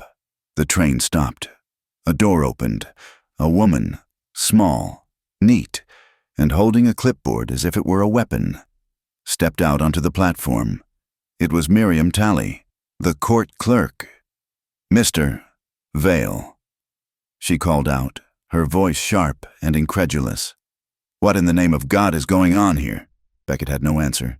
He just stood, breathing. "Beck," he turned. Wren Delacroix was staggering from the signal shack, his face pale, tears streaming through the dust. He was holding something, a long, leather tube. "Beck, they are gone," he sobbed. "I heard him hail. He was on the engine. Wren," Beckett said, his voice hard. "Your mother." "It was a lie," Wren cried. "A lie to keep me here, but I have it, I took it." He held up the tube. The ledger, the station ledger, every telegram, every coded message. Hail to Pike, Pike to Thorne, the money, the orders. Wren, his hands shaking so badly he could barely hold it, through the leather tube. It skidded across the wooden ties and stopped at Beckett's feet. "Take it." Wren wept, backing away. "Take it and fix it. I cannot—" He turned and fled, vanishing into the night. A ghost of a man who had, in a single, terrified, and brave act, changed the entire game.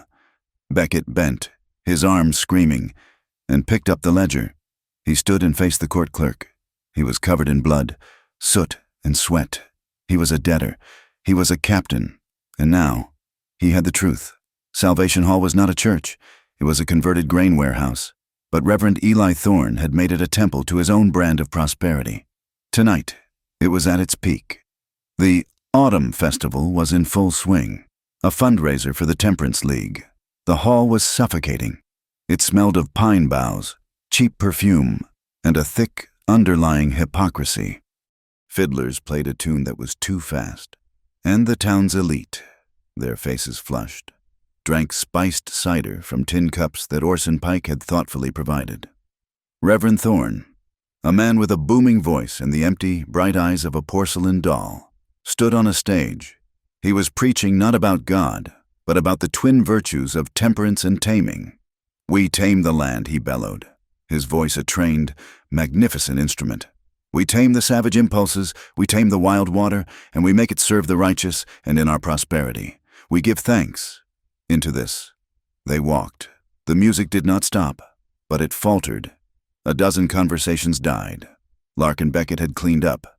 They had used the water from the inspection train's tank. The soot and blood were gone, but the presence they carried was more potent. Beckett's arm was in a clean sling, the splinters from the trestle having left a deep, angry set of wounds. His cracked rib made him move with a stiff, formal dignity. But it was Lark who owned the room. She wore a simple, dark green dress, a traveling outfit she had kept in her saddlebags. It was not a ball gown, but on her, it was a statement. Her height, which in a duster was imposing, in a dress was magnificent. She was a queen from another, larger land, and every eye in the room envious, fearful, or lustful was drawn to her as she moved through the crowd. Beckett walked beside her, his hand, the one not in the sling, resting lightly on the small of her back. It was not a romantic gesture. It was a claim, a partnership, a public answer to Pike's incitement at the court. "Well, well," Orson Pike said, slithering toward them, his cup of cider sloshing. "Miss Briscoe, Mr. Vale, I'm surprised to see you. I thought you would be otherwise engaged.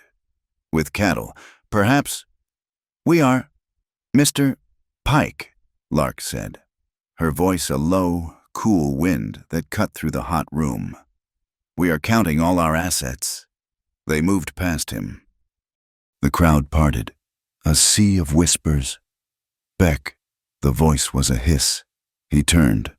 Ren Delacroix was by the back wall, his face a pale, sweating mask of terror. He was dressed as a server, a stained apron tied around his postal uniform. "Ren, you should be gone," Beckett said, his voice low. "I cannot. They are watching me." Ren's eyes darted to the men in black suits who stood by every exit. Hale's men, Thorne's flock. "But I found it.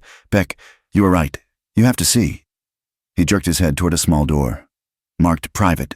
"He is dancing. Go now." Beckett looked at Lark. She nodded, a single, sharp dip of her chin. "Go. I will keep them occupied." Beckett slipped through the crowd, his shoulder brushing the wall, his injury making him seem just another drunkard steadying himself. He reached the door and pushed it open. The room was a small, cluttered office, and in the corner, a new, polished telegraph station. It was live. The key was chattering, a rhythmic, quiet pulse. But that was not the secret. A second wire, thick and insulated, ran from the back of the machine, through a hole drilled in the floor.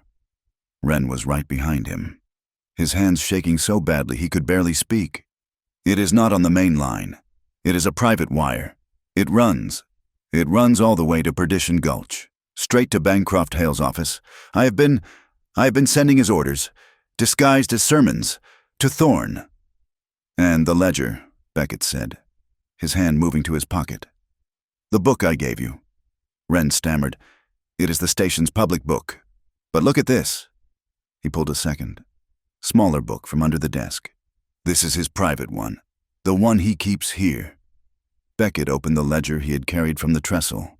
He ran his finger down the list of coded payments. Transfer from Hale to Pike, $10,000. Wren opened the private book. Look, the same day. A donation to the Salvation Hall Roof Fund, $10,000. It is the same stamp. It was all there. A meticulous, pious record of crime. The money to buy the forgery, the money to pay Crow, the money for the explosives, the dirty water of Hale's empire, flowing through the clean filter of Eli Thorne's church, poisoning the basin.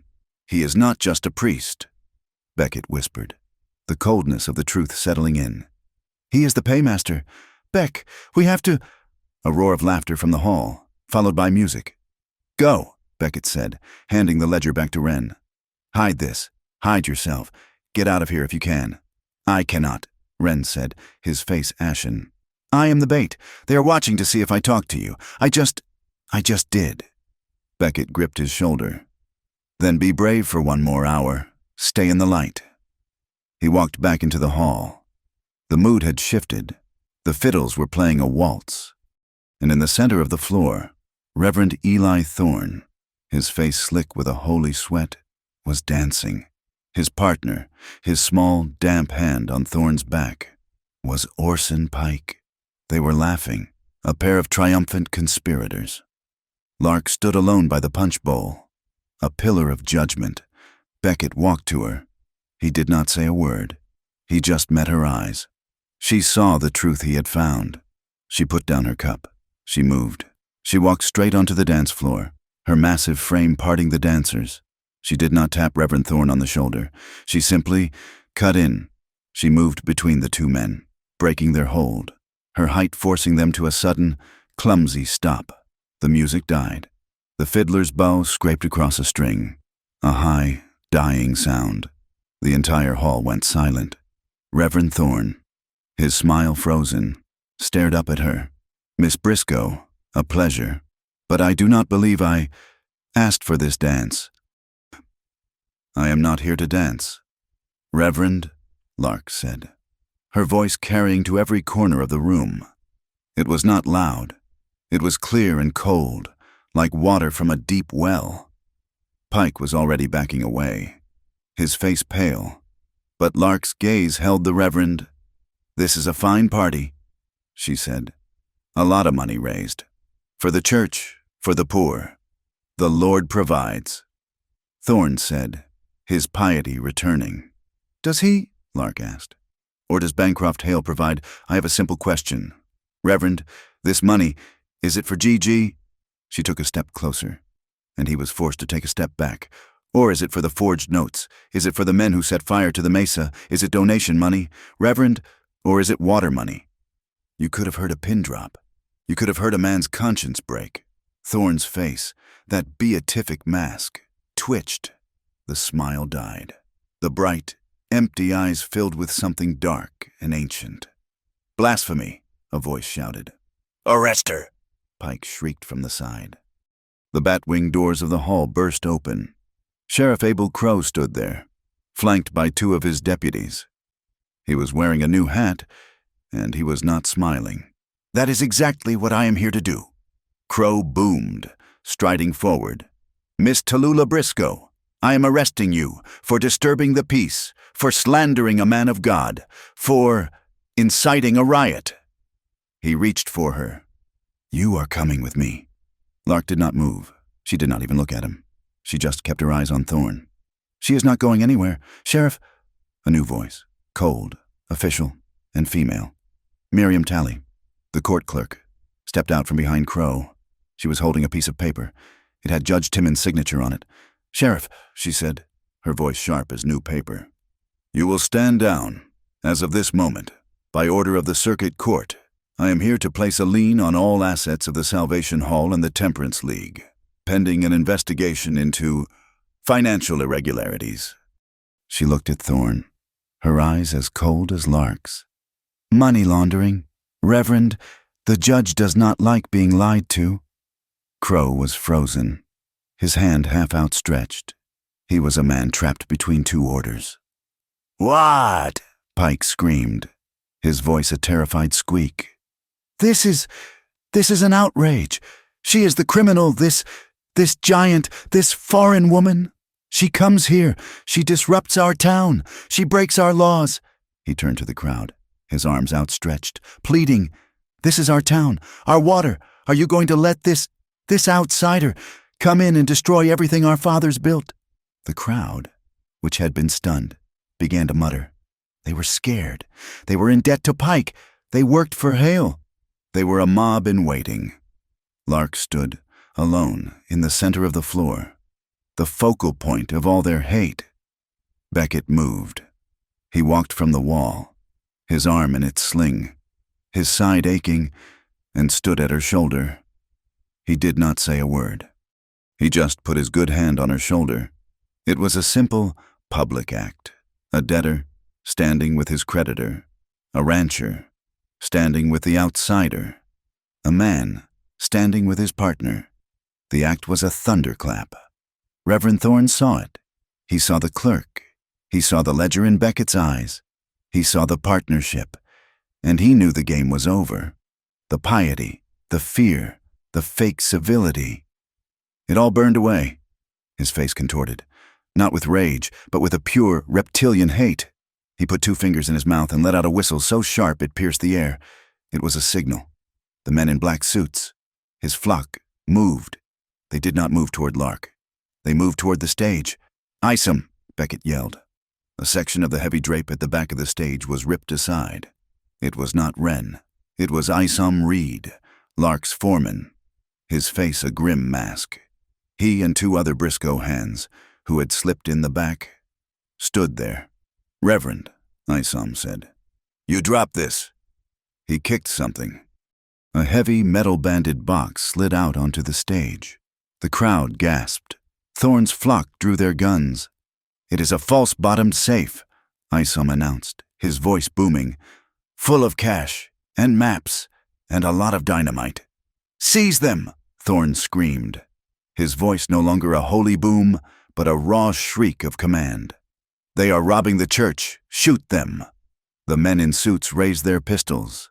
Dong, dong, dong, a bell. Not the stage bell, the town bell, the church bell. It was not ringing for a service. It was ringing fast, frantic. Dong, dong, dong, dong, dong, dong. A man burst through the front doors, his face white with panic and soot.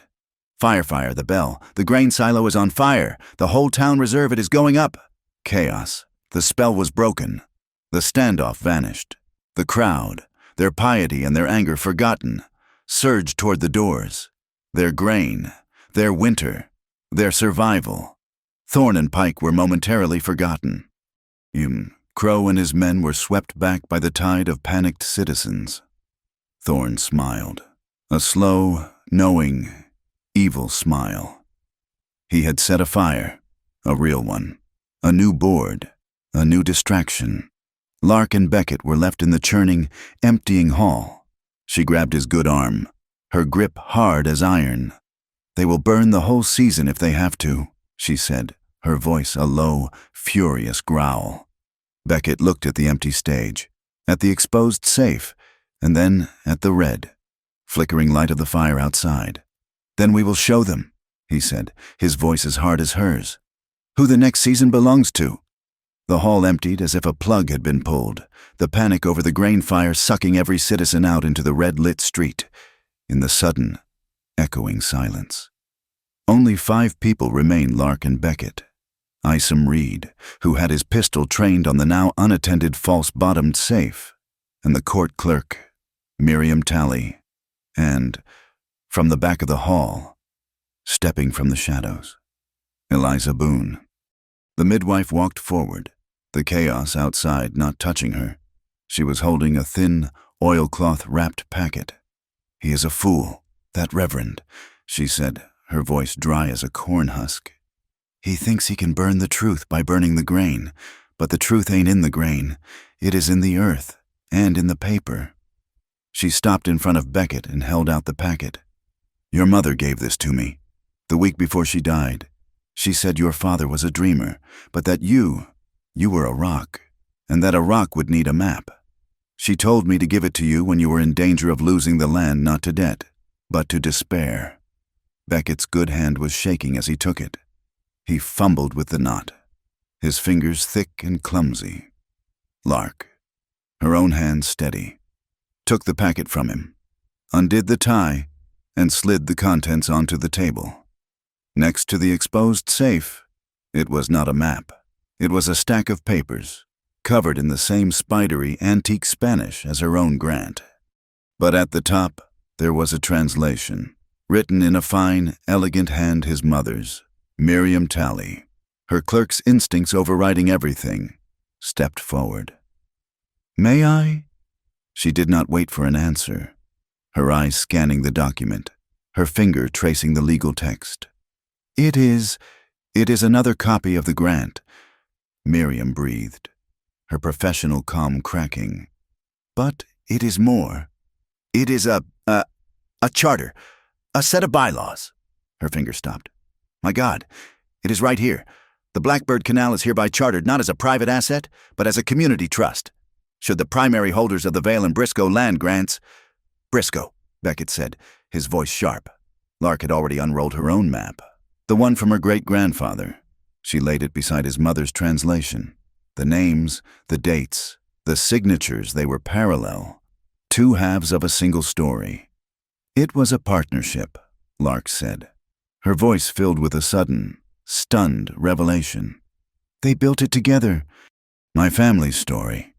It was always that the Vales had cheated us, that a great flood had washed out the South Ridge, and that your ancestor had used it to divert the water, break the pact, and steal the rights. And our story," Beckett said, a new, sharp understanding dawning, cutting through his pain, was that the Briscoes were quitters, that they had run when the work got hard, and left my family holding the debt in the dry ditch. He looked at the two papers, the two names, linked by 100-year-old ink. They were both Eli's. He looked at Eliza, his eyes burning. My father. He was not a failure. He was not a fool. Walking a dry ditch, he was waiting. He was, Eliza affirmed, her face gentle. He was holding his half of the key. Beckett. He was waiting for the right person. His mother's letter said he was waiting for a Briscoe to come back and turn the lock. He turned to Lark. He was waiting for you. Lark was silent. The giant of a woman, who had faced down guns, storms, and a whole room of angry men, was undone by a single, brittle piece of paper. She reached out, her large, calloused fingers tracing the translation, touching the faded ink of his mother's handwriting. Her hand was trembling. "My ancestors," she whispered, her voice thick. "They helped build this water, this land. It was not just the black hats at Hale's Bank. It was us. We were here." A single muffled sob broke the silence. They all turned. Ren Delacroix was slumped against the doorframe, his face a ruin of tears and self-loathing. He had not fled. He had been trapped by the fire, and now he was trapped by this. I, he stammered, sliding down the wall. "I have to tell you, it was my mother. She is sick. The consumption. Hale. He did not even threaten me." Ren's confession came out in a single, broken torrent. He was kind. He moved her to the company infirmary, the best bed, the best doctor. He said he would take care of everything, that all I had to do was help the town's prosperity. He said the cattle contract, it was bad for the basin. He said your father's old notes, they were a mess. He just needed me to report, to send the signals. He looked up, his eyes meeting Beckett's, a look so filled with shame it was a physical wound. "I sent the signal from the mesa, the one that started the fire. I told them where you were, and then, at the trestle, he told me to divert the inspection train. He said it was just a scheduling problem. I did not know they were explosives." He buried his face in his hands, his shoulders shaking. "He has my mother. He will just let her die." Beckett walked over to his friend. He did not yell. He did not hit him. He reached down with his good hand, grabbed the front of Ren's shirt, and hauled him to his feet. He held him there, nose to nose. "She is not dead yet," Beckett said, his voice a low, hard command. "And neither are you. You are caught, Wren, but you are not gone. You can fix this." Wren looked at him, hope a tiny, terrified flicker in his tear-filled eyes. "How he has everything. He does not have the wire." Beckett said, "Not yet. You are a telegraph operator. You are the only one who can—" Wren's body, which had been limp, found a small, sudden spine. He nodded. "Once. I will," he whispered. I will." He wiped his face, his eyes suddenly hard, and slipped out the back door. A ghost with a new, terrible purpose. "Well," Miriam Talley said, her voice crisp, pulling them all back to the room. "That is complex legal and personal situation." She tapped the translation. "But this partnership is an antique. It is a story. It is not a legal document, not yet.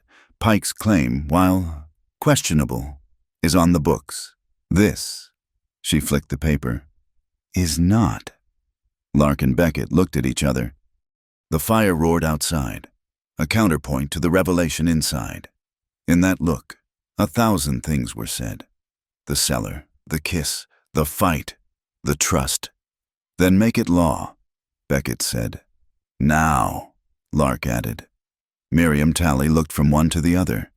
She saw the iron in their eyes. A small, rare smile touched her lips. "I was hoping you would say that." She pulled a fresh sheaf of paper from her own satchel, a portable inkwell, and her official, heavy brass seal. "By the authority of the Circuit Court of the Territory," she said, her voice taking on the ring of law. "I will witness and file." There in the smoky hall, to the sound of a burning town, they drafted it. Isom Reed stood as one witness, Eliza Boone as the other. Miriam wrote, her hand fast and sure, translating a 100-year-old dream into the hard, clear language of a contract. Briscoe Vale Grazing and Waterworks, a joint venture, effective immediately. Beckett took the pen, his hand clumsy from his sling, and signed his signature, pained but clear. Lark took the pen from him, her hand, so large it dwarfed the small instrument, signed her name with a flourish that was as bold and clear as her great-grandfather's. Miriam Talley blew on the ink, sprinkled it with sand, and then, with a heavy, final thump, she pressed the embossed seal of the court into the wax. "It is done," she said, her voice filled with a grim satisfaction. "The partnership is active. The community benefit clause is invoked. The Blackbird Canal is now a protected asset. Orson Pike. His foreclosure claim is void." The words had just left her mouth when the front doors burst open again. It was not a citizen. It was one of Lark's drovers, the one she had left with Isom, his face streaked with water, his horse panting in the street behind him. "Ma'am, Captain," he gasped, drenched. "The fire. It is a trick. It is pulling everyone to the silos." "But the real threat, it is the lake." "What lake?" Lark snapped. "Slate Mirror Lake," he panted. "The wind. It is not a storm I just rode from the North Ridge. Bancroft Hale and a dozen of his smelter men. They are at the head gates. They are opening the main sluice." Beckett's blood ran cold. The final, terrible piece. The dam. He is not trying to create a storm. He is the storm. "He is going to wash it all out," the rider yelled. "The whole canal. He will break the banks, flood the basin. He will call it a natural disaster. An act of God. He will wipe the canal off the map. There will be nothing left for you to partner on, and Hale's final, brutal move. If he could not steal the water legally, he would destroy it physically." Lark did not say a word. She turned, her face a mask of iron, and strode from the hall into the red-lit street. She walked to Sugarfoot, who stood, patient, amid the chaos. Beckett was right behind her, his own horse tied nearby, whinnying in fear at the fire. She checked Sugarfoot's cinch strap, pulling it tight with a single, powerful jerk. Her voice, when she spoke, was low, and it was the most dangerous sound Beckett had ever heard. "If they want to weaponize the water," she said, "then we will make it a witness." She put her boot in the stirrup. Beckett, his arm in its sling, his side a blaze of agony, swung himself up onto his own horse. For a second, they were side by side, their horses stamping, the smoke of the burning town swirling around them. He reached out his good hand. She met it. It was not a soft touch. It was not a clasp. It was a press, palm to palm. His calloused, pained hand against her strong, capable one. It was warm. It was as solid as the timbers of the trestle. It was a promise more binding than any document. "Partner," he said, the word both a question and a statement. "Partner," she confirmed, her gray eyes meeting his in the firelight. They did not need to say more. Together, they spurred their horses, turning from the burning town and riding hard toward the dark, man-made storm. Slate Mirror Lake was a held breath, a black, waiting expanse of water pinned by a 50-foot wall of aging timber. The dam, a skeletal giant in the moonlight, groaned under the pressure. It was not a steady, mechanical sound, but the sigh of old wood, a sound of stress and imminent failure. Below it, the town fire was a distant, angry red pulse, a distraction. This was the true battlefield. Bancroft Hale's men were not hiding. They moved on the dam wall like termites, their torches casting bobbing, frantic circles of light. They were not just opening a gate. They were ending a bloodline of water. "Tar," Lark said, her voice a low, cold growl. She had reined in Sugarfoot at the edge of the clearing, her eyes taking in the scene. They are burning it. Not just flooding, erasing. Hale's men were swabbing the main support beams with thick, glistening tar, uncoiling a heavy, soaked rope, a massive fuse. Then the fire is the first problem. Isom Reed's voice came from the darkness beside them. He and the two remaining Briscoe drovers had circled, their faces grim. "We stopped the fire. We stopped the explosion." "Wait for my signal," Lark commanded. "Ma'am," Isom said, pulling a wet blanket from his horse. "I think that torch is the signal." He and his men let out a yell, a raw, desperate cry, and charged. They ran from the darkness into the torchlight. It was a brawl, not a gunfight. A Briscoe hand tackled a man carrying a lit torch, both of them rolling, the torch spinning end over end into the dark water far below. Isom, a giant of quiet fury, used his wet blanket like a bullwhip, extinguishing a freshly lit fuse line with a sharp, heavy thwack. "He is fighting the fuse," Beckett said, his voice tight, his eyes scanning the structure. He was pale, his arm in its sling, but his mind was sharp. "He is not fighting the water. Lark, look, the valve house." He pointed with his good hand to a small, squat building at the far end of the dam, near the main wheel. "Isom is stopping the explosion, but Hale is still opening the gate. He will still flood the canal. We cannot be in two places," she said, her rifle already in her hand. "I can," he panted, the pain from his ribs a bright, sharp fire. "Hale wants the water to go into the Blackbird Canal. That is the new path. But the dam is old. It must have an emergency spillway, a dead channel. Beckett, you are in no shape." "I do not have to be strong," he said, swinging off his horse. "I just have to be right." He gripped her boot for a second. "Hold them." He ran, keeping low, his body a broken shadow, his bad arm tight against his chest. He reached the valve house door and kicked it open. On the dam, the fight had become a standoff. "That is far enough, ma'am," Sheriff Abel Crow snarled. He stepped out from behind the main winch, his face a mask of rage, his broken fingers from the trestle wrapped in a bloody, makeshift bandage. He held his pistol in his left hand, his aim clumsy but no less deadly. "You are out of guns." "Crow," Lark said, her own rifle steady on his chest. She stood in the center of the dam, a magnificent, immovable target. "I still got one, you giant bitch." He spat. "And it is all I need. You ruined me. You ruined yourself." "Abel," she said, her voice carrying over the sound of the fight and the groaning water. "You just sold your soul for a man who does not even know your name." "He knows it," Crow roared. "And he is about to own this whole basin." "Sheriff, please, such language." The voice cut through the chaos like a surgeon's scalpel. Bancroft Hale walked onto the dam. He was immaculate, his fine wool coat buttoned against the night air. He was flanked by two men in dark suits, their hands buried in their pockets. He stopped, ignoring the brawling men, ignoring Crow, and looked at Lark. He looked at her with the cold appreciation of a man buying a prize horse. "You are, without a doubt, the most impressive obstacle I have ever encountered, Miss Briscoe," he said, his voice calm. "This entire night, this force of will, it is a terrible waste." He held out a piece of paper, a crisp, folded legal document. "This," he said, "is a contract, a merger.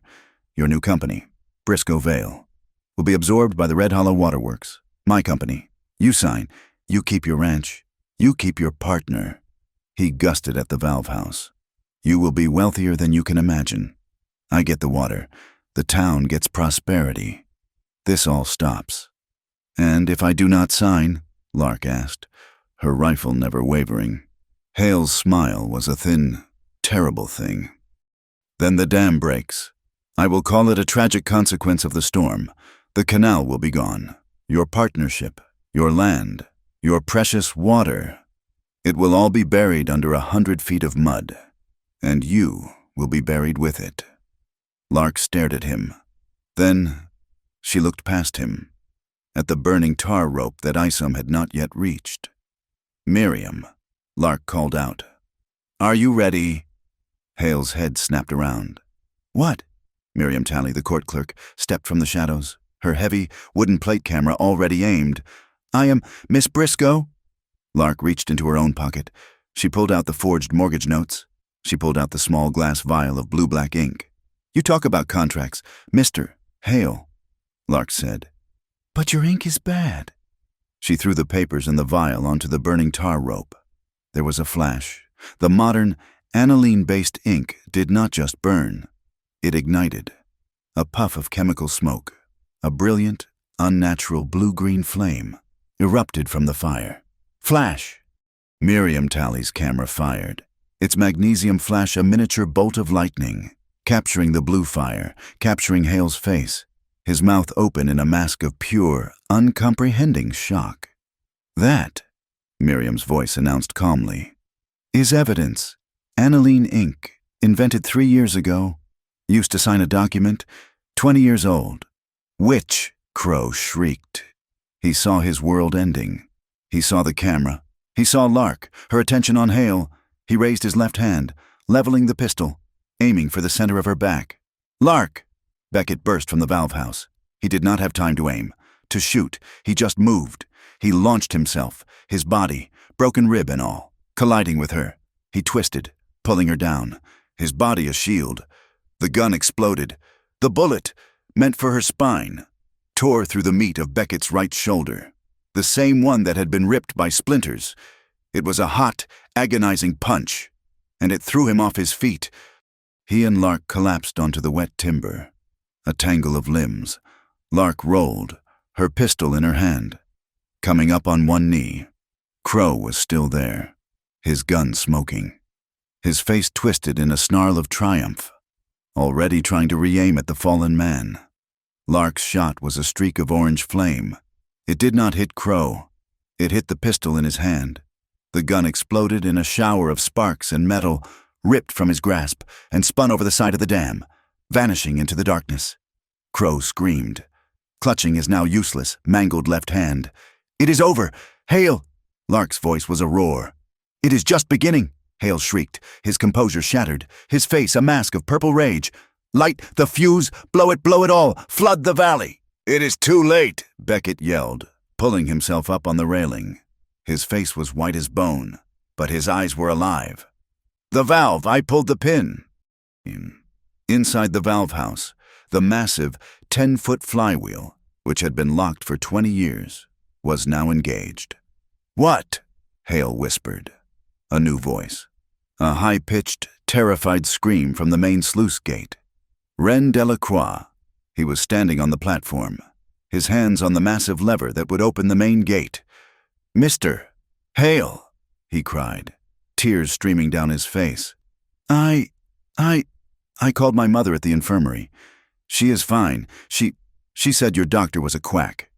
and with a scream of pure, liberated terror, Ren Delacroix threw his entire body weight onto the lever. The dam screamed, but Beckett's work had changed the flow. The pressure was no longer aimed at the canal. By pulling the safety pin, he had re-engaged the emergency spillway. The water did not go where Hale intended.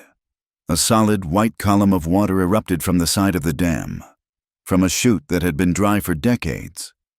It shot upward into the night sky like a cannon blast, a triumphant, thunderous roar, before crashing down onto the rocks and timbers below. The wave hit the last of the burning tar ropes, the fires, the fuses. The plot, it was all extinguished in a single, hissing, steaming rush, and in the sudden, bright moonlight, washed clean by the spray.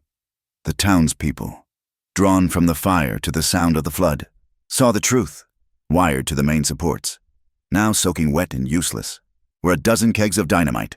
The game was over. Bancroft Hale, drenched, his fine coat ruined, his face a hollow mask, stared at the failed explosives. He saw the townspeople. He saw the armed clerk. He saw Isom Reed walking toward him, and Crow weeping on the ground. Hale turned, his face calm once more, and began to walk away, as if he were simply leaving a boring meeting. "I do not think so," Isom said. He stepped in front of Hale, blocking his path. He was not holding a gun.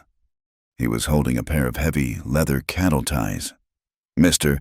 Hale, you have a debt to pay, and it is not in money." Isom grabbed the banker's wrists, and as the town looked on, he tied them, hard and fast, with the same knot he used for a prize bull, in the spray, in the cold, cleansing mist. Lark moved. She ignored the prisoner. She ignored the cheering. She went to Beckett. He was sitting on the dam, his back against the railing, his good hand clamped over the new, dark stain on his shoulder. Blood was seeping through his fingers. He was soaked, shivering, but he was smiling. She knelt in front of him. Her size, her presence, blocked out the world. "You are—" Her voice broke. She had to start again. "You are bleeding, again. It is a matched set." He panted, his voice weak but his eyes bright. "Now I have one for each shoulder." She reached out. Her hand, large and shaking, hovered over the wound, afraid to touch him, afraid of the damage. He let go of his shoulder. He grabbed her hand. His grip was slick with blood, but it was strong. He pulled her hand to his chest, pressing her palm over his heart. "You were supposed to stand with me," she whispered, her voice rough. "Not in front of me." He looked up at her, his defiant, unbroken smile spreading across his pale face. "I stand by you," he corrected her, his voice a raw whisper, but she heard him. "That was the deal. Partner, you heard me, did you not?" The sun rose on a new world, over Oxbow Crossing. The air, scoured by the flood and the wind, was crystalline. The smell was not of dust, but of wet, dark earth, a promise of life. The town hall, which had been a place of judgment, was now a hall of creation. It was packed, the benches filled with the ranchers and townsfolk who had survived the fire and witnessed the miracle at the dam. They were not a mob now. They were a congregation. Miriam Talley stood at the front, her voice ringing with the clear, cold authority of the law. By the authority of the circuit court, and in light of the evidence provided, namely, the forged notes, the ledger of illicit funds, and the testimony regarding the dynamite at Slate Mirror Dam, the bank's claim on the Vale estate is hereby dismissed. A low murmur of approval. Orson Pike, sitting in the front row, looked like a man who had swallowed poison. He was finished. "Furthermore," Miriam continued, her sharp eyes finding Larkin Beckett, who stood near the back wall, "the court recognizes the legality of the 1790 Spanish land grant and the newly filed Charter of Partnership. The Briscoe Vale joint venture is now the legal administrator of the Blackbird Canal under the Community Benefit Clause." The room was silent, waiting. "This means," Miriam said, "that the bank can no longer seize the water, but it also means—" She looked pointedly at Lark. that the water cannot be hoarded. It belongs to the basin. Eliza Boone, the midwife, stood up. I make a motion. Then, she said, her voice a strong, clear bell. I move we form the Red Hollow Water Cooperative. 1 vote per homestead. We elect a board. We share the water. We share the cost. We live, or we die, together. The motion was seconded. Miriam Talley, with a small, proud smile, began to count the votes. Beckett stood, his right arm bound tight in a clean, white sling, his shoulder a steady, throbbing fire that reminded him he was alive. Lark stood beside him. She was not the giant creditor. She was the architect. He watched the votes pile up, ranchers walking forward, placing a small stone in a bucket, one by one. Each click of a stone was a new timber for the canal, a new promise. You are not voting, he said quietly to her. I do not need to, she replied, her voice low. This is not my vote. This is theirs. My business is with you. The aftermath was swift. Reverend Eli Thorne, his double-bottom safe exposed, was indicted by the circuit judge for money laundering and conspiracy. Bancroft Hale, silent and immaculate even in irons, was taken by the U.S.S. Marshals, destined for a federal trial, and Abel Crow, having fled the dam, was now a wanted man, his badge a worthless piece of tin. They rode back to the Vale homestead late that afternoon. The air was soft. When they reached the gate, they stopped. The charred, scarred crossbeam, with its hateful words, was gone. Isom Reed was there. He was whistling, a low, complex tune, as he planed a fresh piece of yellow pine. He had not slept. He had been working. Foreman, Lark said, swinging down from Sugarfoot. Ma'am, Captain. Isom nodded, not looking up from his work. He was carving. The letters were deep, new, and proud. Briscoe Vale. And beneath it, in smaller, precise script, Grazing Waterworks. Figured the partnership was official, Isom said, rubbing the smooth wood. Figured the sign ought to match. The old one. It had a bad message. It is a good sign. Isom, Beckett said, his voice thick. He dismounted, his good hand steadying him. The pain a dull, familiar weight.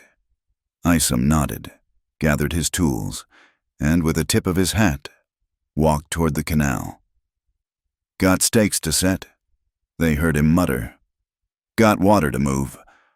Lark and Beckett were left alone in the yard, the same yard where she'd come to collect a debt, what felt like a lifetime ago.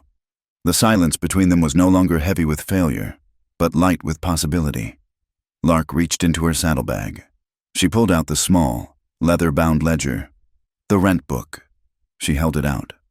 Beckett looked at the book, then at her. He felt a slow, easy smile, one he had not felt in years, pull at his mouth.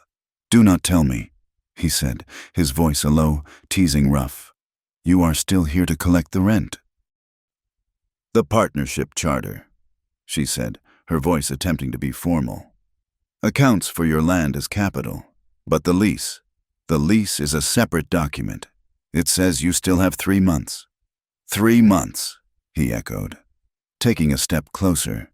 The 10 feet of dust that had separated them was now just a single, small step. Miss Briscoe, you yourself made the case. I am a broke rancher. The herd is yours. The money is yours. I cannot pay. You told me so. He was close now. He could see the small flecks of gold in her gray eyes, the color of the basin itself. So what are you going to do about it? Partner.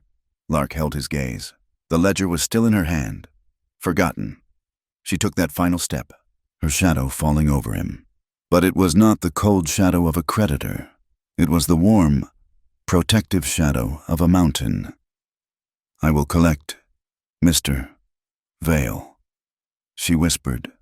The sound was so low it seemed to rumble up from the earth, a vibration he felt in his chest. How? He whispered back. I will collect my share, in the herd we saved, she said, her eyes tracing the lines of his face, the soot, the new scars. And I will collect your share, from this heart. His breath caught. His good hand, his left, came up. It was calloused, scarred, and still stained with the mud of the canal. He did not touch her face. Not yet. He touched her hair, brushing a stray, dusty lock back from her temple. "That is a heavy price," he murmured. "Are you sure I can afford it?" "We," she corrected him, her voice thick. "We'll afford it together." And she leaned in. He met her, his hand sliding from her hair to the strong, warm column of her neck. It was not the kiss in the cellar, born of desperation and the storm. It was not the kiss of the dam, a desperate plea for life. This was a kiss of arrival. It was slow. It was deep. It was the taste of clean water and the promise of a future. It smelled of the damp earth, the warm, honest sweat of the horses, and a promise as long and as true as the canal itself. Her large, strong hands, which could rope a steer or break a man, came up to frame his face, her touch impossibly gentle, her thumbs brushing the stubble on his jaw. He was anchored. He was safe. A small cough. "Beck." They broke apart, but did not move far. Ren Delacroix stood at the gate, his hat in his hands, his face a map of shame and desperate hope. I'm sorry. I did not mean to. I came to say goodbye. I am leaving. I cannot, not after what I—" "You are not leaving," Lark said. Her voice was firm, but the coldness was gone. She kept her hand on Beckett's shoulder. A silent claim. "Ma'am," Wren stammered. "The Red Hollow Water Cooperative," Lark said. "All business. We'll need a telegraph operator, someone to manage the wire, someone to send reports on the water levels, and to get the market prices from the east. Someone we can trust to hold the line." Wren stared, his mouth open. "Trust me?" "You pulled the lever." "Wren," Beckett said, his voice kind. "You faced him. Your path is not in running. It is right here. It is in every message you send." Wren looked at the new sign, at the two people standing before him, and for the first time, he stood up straight. "I will," he said, his voice cracking, but firm. "I will. You will not regret it." He put his hat on, nodded once, and walked toward the town. A man with a purpose. Lark turned back to Beckett. They walked, his good hand finding hers, their fingers lacing together. They walked past the quiet barn, to the edge of the property, to the canal. It was no longer a dry ditch, a steady, silver ribbon of water, clean and bright from the spillway, was flowing past. It gurgled, a living sound. Down by the bend, Isom Reed was hammering a new stake into the wet bank, his rich, low voice singing a song about a river. The water was not a torrent. It was just enough. It was water for life, not for sale. Lark stopped, watching the light dance on the new, blessed water. She looked at him. "Partner." Beckett looked at her. This magnificent woman, this giant of the West, who had held him, and saved him, and claimed him. He brought her hand, the one he was holding, to his lips. "Partner," he agreed. "And home. Thank you for listening to our story. We would love to know where in the world you are tuning in from. So please leave a comment below and share your thoughts. Be sure to subscribe to Wild West Stories 1850 like this video, and give us a little extra support by hitting that hype button to help this story be heard by more folks.